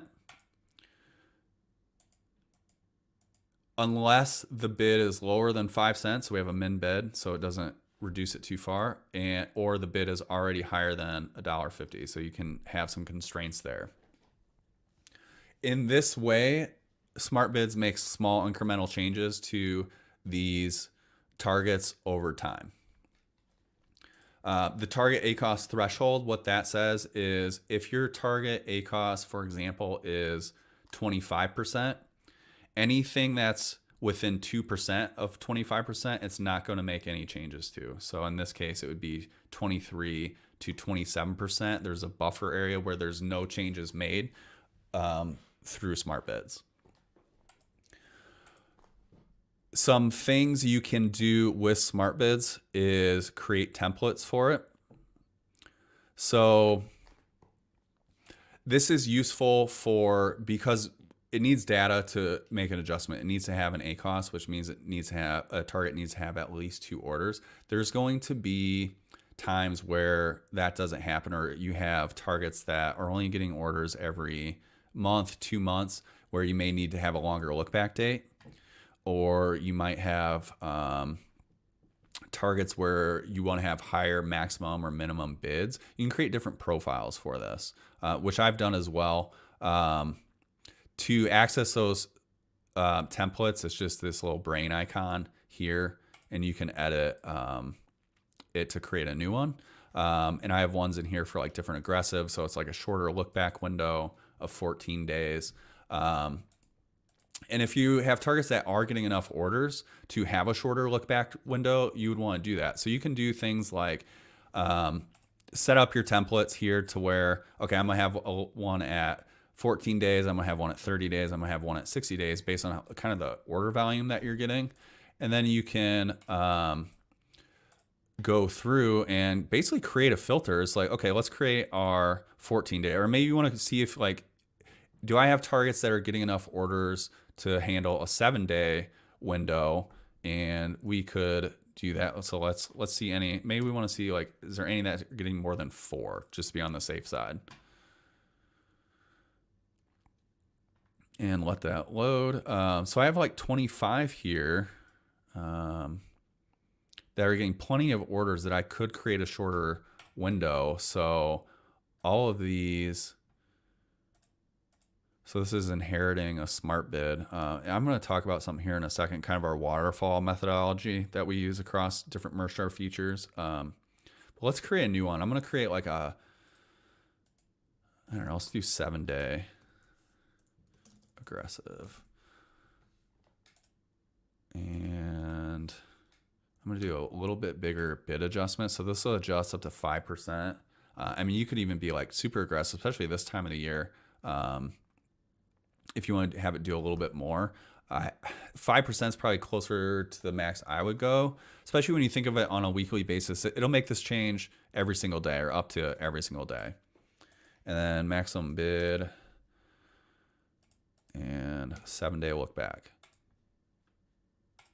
So now I have this new setting, and I can apply that to all my different ones here that are getting lots of orders. Now you see when I do change this, that brain changes colors to blue. So that means there's a smart bid template set at this targeting level.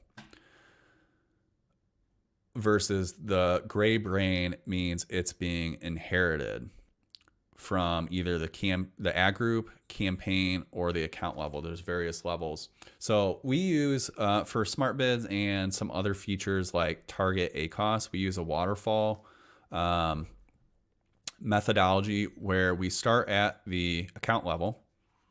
And for example, I have a default ACOS of 24%. So everything in my account is going to have a 24% target ACOS. And the same thing with smart bids. Like everything's going to get this same smart bid setting. Unless I set another target ACOS or template at a different level. So for example, this lottery campaign here, let's see, where are we at here? For a smart bid, actually that's not enabled, so that's not a good example.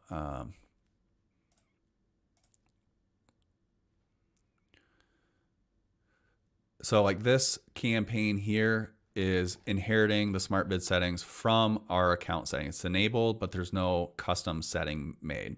Where the blue brain here, this has a different setting or template set for the smart bids.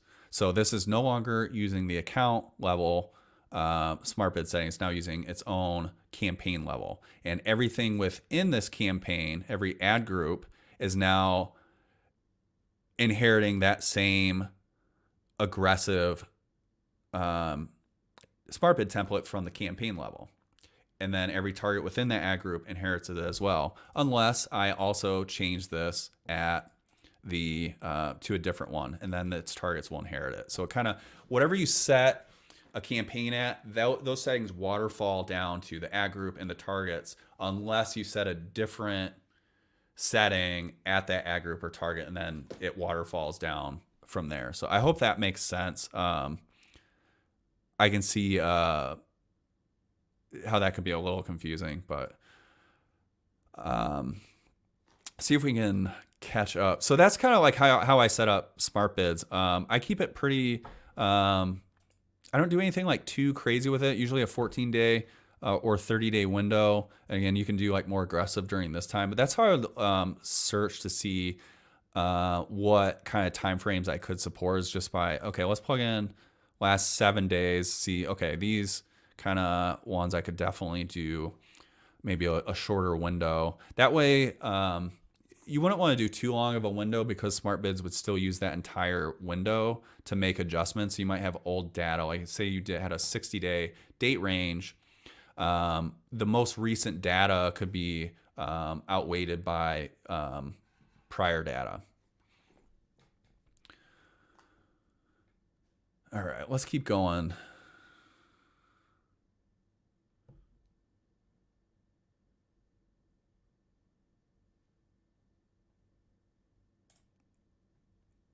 People are obsessed with lowering ACOS and break even when what matters most is tacos. So the total ACOS. Yeah, I agree with that. Tacos is a good method.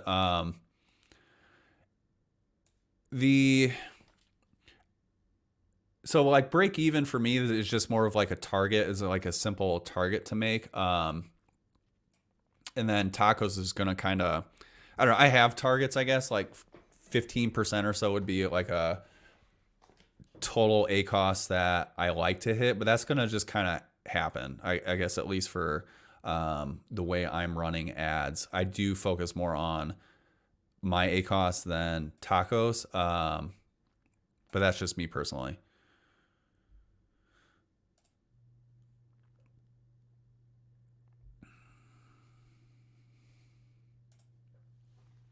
So Kieran, who is a pretty big seller in some of the merch communities, mentioned recently that he is seeing far better conversions on ads with Loose Match, and he is focusing his higher bids on Loose now. I've mainly focused my higher bids on Close Match and often turn off both Loose and substitute optional options, but I may reconsider that in the coming months. I think you need to just let the data tell you what to do with that. So everybody's ads are going to perform a little bit different. You know, Loose Match for Kieran might work well, where Loose Match for me might not, just based on the different categories we're in, products, just kind of the randomness of the Amazon algorithm. So they can vary. If we, I don't know, we can kind of check mine out to see. I don't know which one's performing best because I don't really like look at necessarily the targeting so much. I'm doing everything more in like bulk. But these are, so these two are the Loose Match, top two are the Close.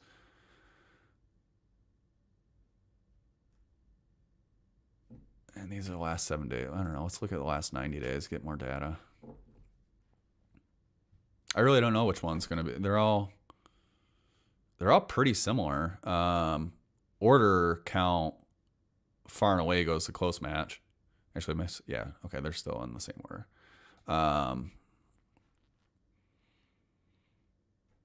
So I don't know, run them all, I guess. I might do some things different here just due to the ad limits. Like substitutes, maybe not run as much, but so I don't know. I think you gotta let the data tell you that. It's gonna depend. You just gotta test and put your budget into the ones that are performing well. The bids are gonna be based on what your target ACOS is, what you're hitting. Actually, these I probably could lower the target ACOS, but so yeah, base it more on that. Raise your bids if your ACOS is below what your target is for them. I've been seeing similarly better results on my manual broad ads where I had been focusing my higher bids on exact, but I'm considering being more aggressive with my manual broad bids. I think you're seeing what a lot of people have seen. A lot of people think that exact match are the holy grail. You want to find those search terms and get them into exact and they convert the best and, you know, whatever. but it's not always the case that Amazon's going to give you impression share on those exact match. What I've been seeing lately is, especially for smaller sellers, or if you're not already ranking at the top for a search term, that Amazon isn't going to give you much or if any impression share on exact match terms. Like, it's almost as if those exact match terms are reserved for bigger sellers, where a broad match, they're gonna kind of you get more impression share base from those broad match keywords than what you would for exact. So similarly, let the data tell you that. So run those keywords, negate any search terms that aren't performing like in your broad match, and just continue to optimize those bids based on the order data that's coming in.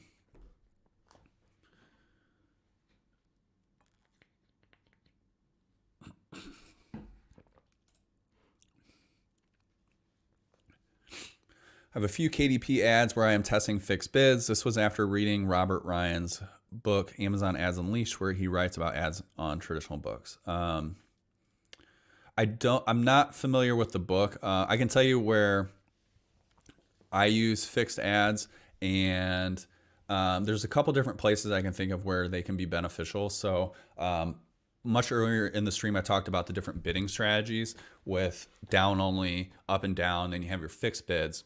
With a down only or an up and down bid, Amazon can take whatever you say your bid is. So for example, you say you have $1 bid, and they're going to actually lower that if they think someone's not as likely to convert for your product, which may happen a lot, especially if you have a new product or a new campaign they don't trust. So they're going to take your $1 bid, and now they're going to say, it's like, we don't think this person's going to really convert that well. So we're going to put this at a 25-cent bid. So now you're coming into the auction at 25 cents instead of the $1 you thought you were, with an up and down or a down only bid. So you're could end up not being competitive. You don't get impressions for it. And that's what happens a lot when you see your campaign just not delivering, whether it's a new campaign or where that looks like. So where fixed bid, you're going to always come into the auction at $1. And Amazon's not going to change that. So you can be a little more competitive, possibly. So where I use fixed bids, or the kind of couple places I can see them being valuable, is when you're launching a new product for the first time. So to quickly get those impressions, and when you aren't getting impressions on a campaign. So if you start with like down only on a new campaign, or maybe this campaign just stops performing even, raising bids isn't helping. Fixed bids is a strategy you can use to try to fix that, to kind of force Amazon's hand to deliver your campaign, because it's coming at that more competitive bid, exactly what you set. You're not giving Amazon a chance to mess with what the bid is, because they think it's not going to convert, for example.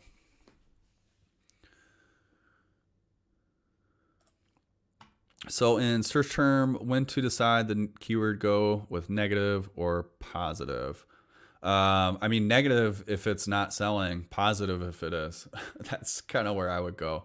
A positive keyword just means you're targeting it, versus it's like the opposite of negative, where you're not targeting it.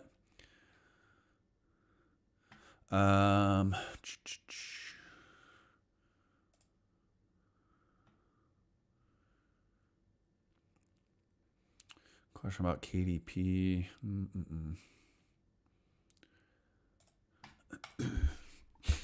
I've seen some sellers are starting with manual ads first for a new listing to sort of teach the Amazon algo which keywords to target, and then adding an auto ad a few weeks later, expand the reach and product. So yeah, that's one strategy. I would start the automatic campaign at the same time. I wouldn't wait on that. But yeah, there's some merit definitely to starting a manual campaign. I've talked about this a couple times just on this stream already. Is if you've done your keyword research, and you're confident in the search terms people are using for those products, there's no harm in doing a manual campaign. You could even start with just, 1 or 2 broad match keywords to expand your reach. Broad match keywords function very similarly to automatic keywords in that they're for keyword harvesting. The whole goal of these is to find additional search terms to then target either through manual or in some cases, broad match just ends up being your top performer. But it's to find those search terms that do convert well for your product, you can rank for. There's no harm in starting with a manual campaign first. Is if you've done your research again, going back to just make sure you're committing to collecting enough data if you're going to do that. The more things you launch at one time, the more things you're going to have to test. It's the reason I don't do phrase match, for example, a lot of times, because it's one more targeting match type that I have to spend additional clicks on. Where if I just have exact and broad covers everything phrases anyways. I have all my data for one into one keyword, which I prefer, and it's just one less keyword I need to collect clicks on, spend money on, and test before determining what to do with it. Excuse me. What would be your threshold for a search term that generates no sales until you lower the bid? And similar, another question, when would you negate a search term after 30 clicks? So these are tied together, and I did write about this in the optimization article that I wrote and the 5 optimizations video on here. So check those out for sure. I think I want to start with the negation. That's kind of a bigger deal. Like whether you lower bids or not, that's kind of whatever you want. But the most important thing I kind of think of Amazon ads in like 3 main pieces of data, and it's a hierarchy.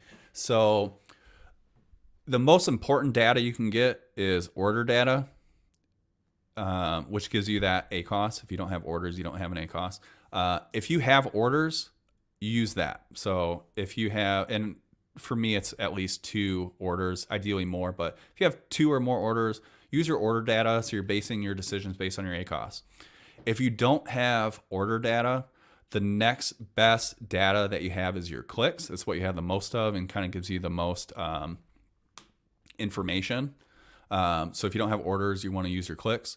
And if you don't have any clicks, you have impressions, and that's your only other piece of data that you can kind of base your decision making on. So those are the 3. And there's other pieces of data too that you can use when making decisions. You have like your click-through rates, your conversion rates, things like that. But those aren't going to be the primary pieces of data that you're basing on. They're like auxiliary. So kind of like helping you make a decision, but not what you would solely base a decision. Or they could be like leading indicators, for example, like your click-through rate might give you some indication on how well a keyword might perform, just for example. But the main ones are your orders, your clicks, and then your impressions. So if we don't have any orders, we're going to be using our clicks. And when it comes to negating a search term, for me, this is based on how broad of targeting this search term has. So if it's an exact match, well, I guess we're talking about search term. Sorry, not keywords. So search term, that's very specific. So it's like this one search term we want to get rid of. Threshold for me on that, like 20 clicks. If one search term gets 20 clicks without an order, I think it's a candidate for the chopping block. I think that's pretty close to enough. You can push that to like 30 if you want to be like more conservative and collect even more data, but I think like 20 or so is close. So that's for a search term. Now keywords, that's different. So maybe I'll touch on that because your other question for when you lower a for bid. So I want to make a distinction. Like there's a difference between keywords and search terms. So a search term is what a customer is typing into the Amazon search bar. It's what they're physically typing in, and then they get a whole page of search term results. A keyword isn't a search term. A keyword is what your ad is targeting. And based on what the match type of that keyword is, it's going to change what search terms your keyword targets. So keywords target search terms. They also target other things too, like products, product pages, for example. But that's the difference. So keywords are kind of telling Amazon what type of search terms you're going to target, where a search term is kind of what the customer is actually typing in. So there's a kind of an important distinction there. I just want to be clear on that as we talk about this, because you can't lower a bid on a search term. That's what's being targeted. You can lower a bid on a keyword, which tells Amazon what search terms you're targeting. But I just want to kind of make that distinction there.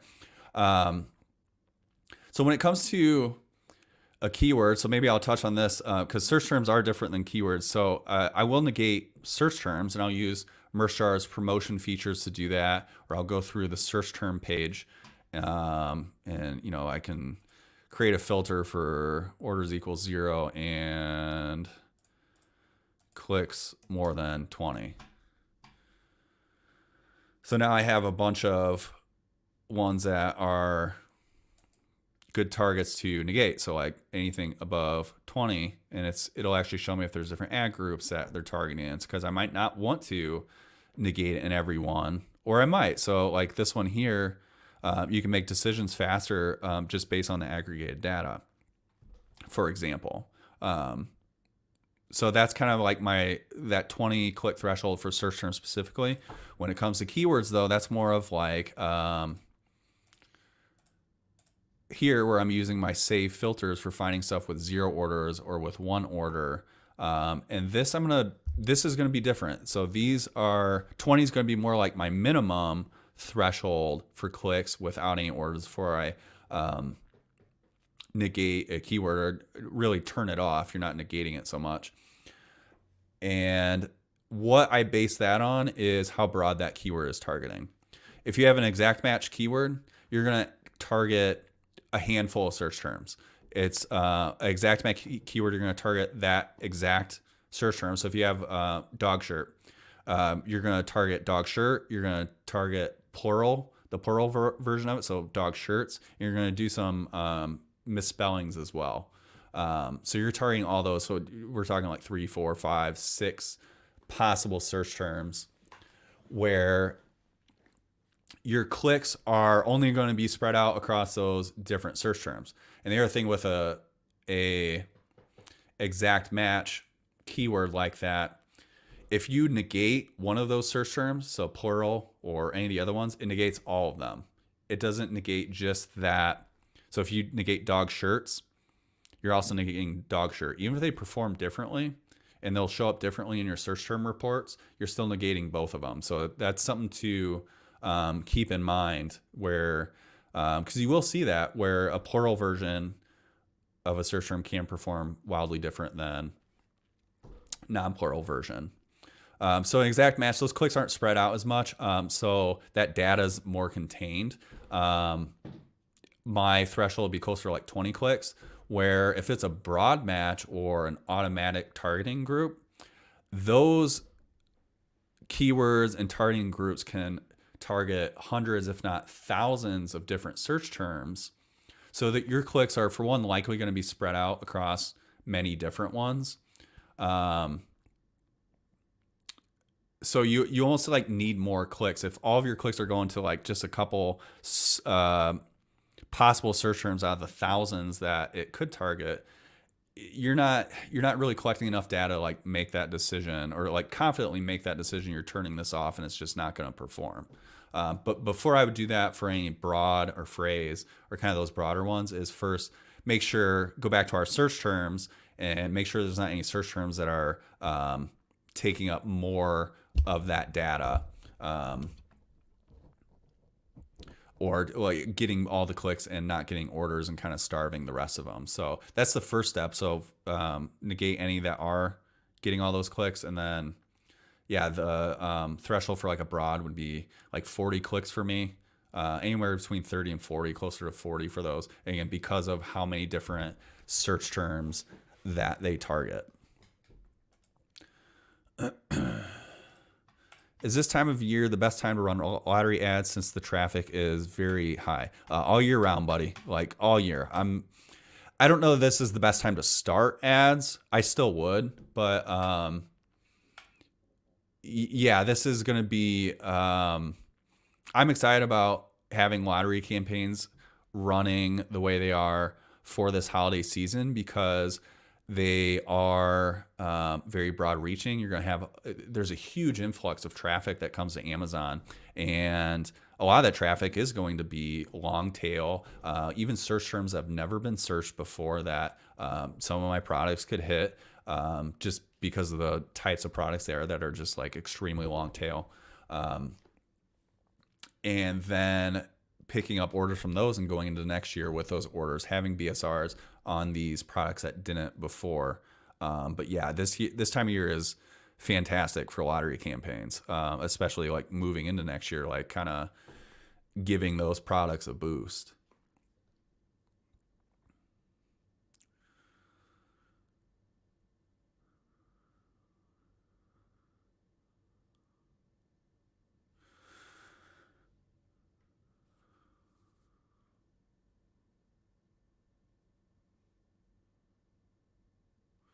Going through. Will you pause your campaigns after Christmas because of the longer delivery time? I won't be pausing my campaigns. I never pause them unless it's because of performance issues, like longer term performance issues. When it comes to Christmas, we're going to hit that cliff, which I've talked about last year. It was like 12th, 13th, but it is based on those delivery dates from what I've seen. As soon as those delivery dates go past December 25th, you're going to end up wasting money on people clicking your ad. And because it's still available, your ads will still show. And then they see your delivery date isn't there and they're going to bounce. So you're going to have low conversion rates, high click-through rates, which is about the worst combination you could have. My strategy with that is drastically slashing bids and budgets. I mean, I'll probably start with like a 50% cut, but I think we'll end up probably closer to 80 to 90% just across the board. And then basically re-optimizing. So what that will look like, let me see here.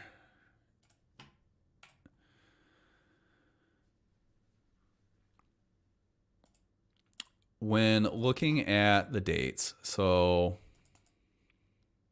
let's go back to last year. No, I didn't have last year in. One second, let me pull up my merch account. We'll pull up last year's sales, and I can kind of talk through what the strategy looks like.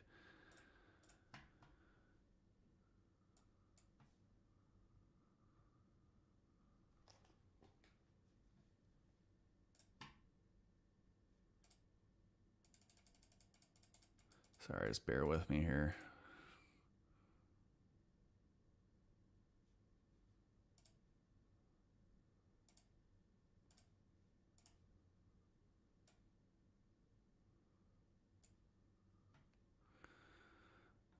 Okay, so this is last year.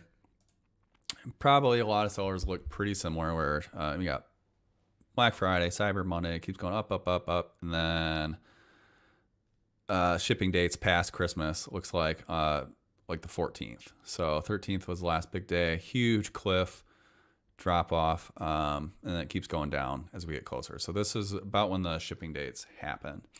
So what you need to do is keep an eye on your shipping dates, and Merch by Amazon specifically, there could be different shipping dates based on your products. So what I've seen in the past is there is different priority levels on best-selling products versus not best-selling products, where the better sellers will still have inventory and delivery by Christmas several days later than products that don't sell as much. So you may need to kind of have a differentiation there. But essentially what happens is when this cliff ends up happening, you'll notice it just from your sales are just going to die. You slash your bids and budgets. I mean, you could do an 80, 90%. I'd much prefer that than just pausing entirely, because there are still sales. Like, there's still sales in here. I mean, yeah, I hit a cliff, but it was still like $4,000 in products sold the next day. So, I mean, there's still going to be sales, and that's going to keep dropping off. And you still want to capture some of those sales. You just don't want to overspend on people that have to have those gifts by Christmas, and you can't deliver that. So slash the bids. Once this happens, you're essentially starting over your optimization process with this as your new date. So what I mean by that is when you optimize your ads, from here, post cliff, you're using that day after the cliff happened as your starting date. So when we get into like December 19th, when I'm optimizing, I'm now looking at December 14th to 19th window. And as I get into, further and further, I'll keep using that as my latest date. Because what I don't want to do is include these days in my data and then end up optimizing based on that. It's just going to throw all that data out of whack. So, yeah, slash the buttons hugely. Going too much is fine, because you're just going to be starting over. And then you're just going to re-optimize those, start increasing your bids. And then once we get into like January, probably after the first week of January, it gets into more like normal sales of what you'd expect in Q1. We pause our campaigns after Christmas because of the longer delivery time, or just lower the bids. So yeah, I just went through that. Just going to lower the bids, re-optimize, and go from there. I think you mentioned earlier that you weren't a big fan of day parting your ads. I did talk about earlier. Basically, it comes down to you don't have the data to do it. Amazon doesn't give you granular data on when those orders happened, and there's a delay to them. They say 12 hours. We see it's more like 24 to 48 hours. And there's also an attribution delay as well, which doesn't account for it. So that attribution delay is going to be, it's 7 to 14 days, 14 for Merch by Amazon, where when someone clicks on your ad and then they come back within that attribution window and purchase one of your products, that order still gets credit for it on that day. But the biggest reason is, because of that delay, and Amazon just doesn't give us that granular of a data on when the time that order happened.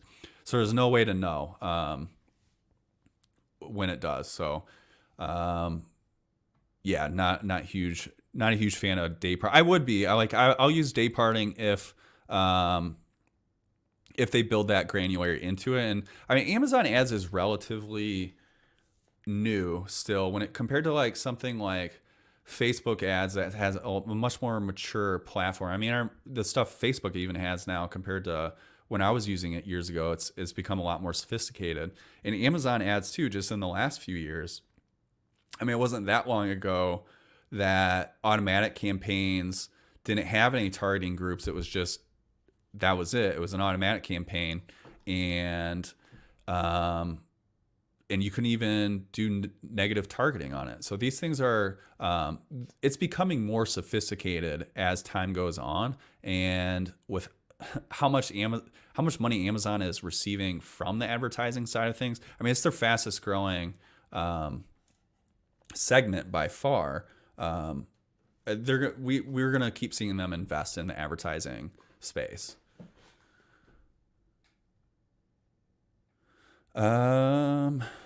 I like this comment. It's not a question, but really like your relaxed professional way of speaking.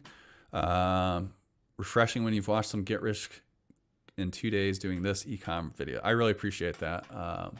I hope everyone enjoyed this. I'm out of questions now. I'll stick around for just a couple more minutes if anyone wants to drop some last questions, or if there's anything else they want to see or have me talk about.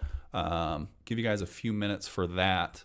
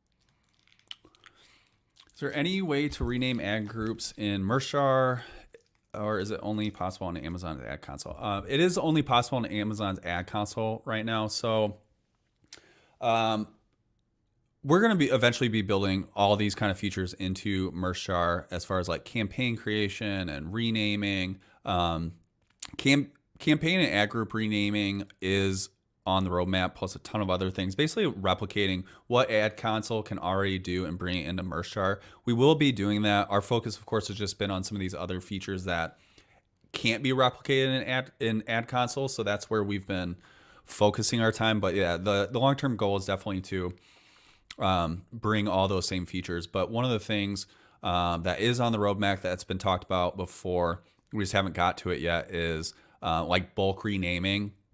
So you could like add a keyword or something to your ad group or campaign name. So that is on the roadmap. Yeah, I'll do one last plug for our holiday sale because again, every dollar that we get is 100% put towards our development and our servers. We're undergoing a huge server upgrade right now, but everything is, all our coin bundles are 50% off. And it's the lowest pricing we'll ever offer again. And this will be good till the end of the year. So if you're not a Mershar user, you can absolutely try out the software, make sure it works for you all throughout the holiday season. And if it works, we'd love for you to purchase a coin bundle. This is good for ad spend. It never expires. So if you're planning on doing any kind of scaling over the next year, we would definitely appreciate it and really appreciate the support that we've gotten from everybody. So.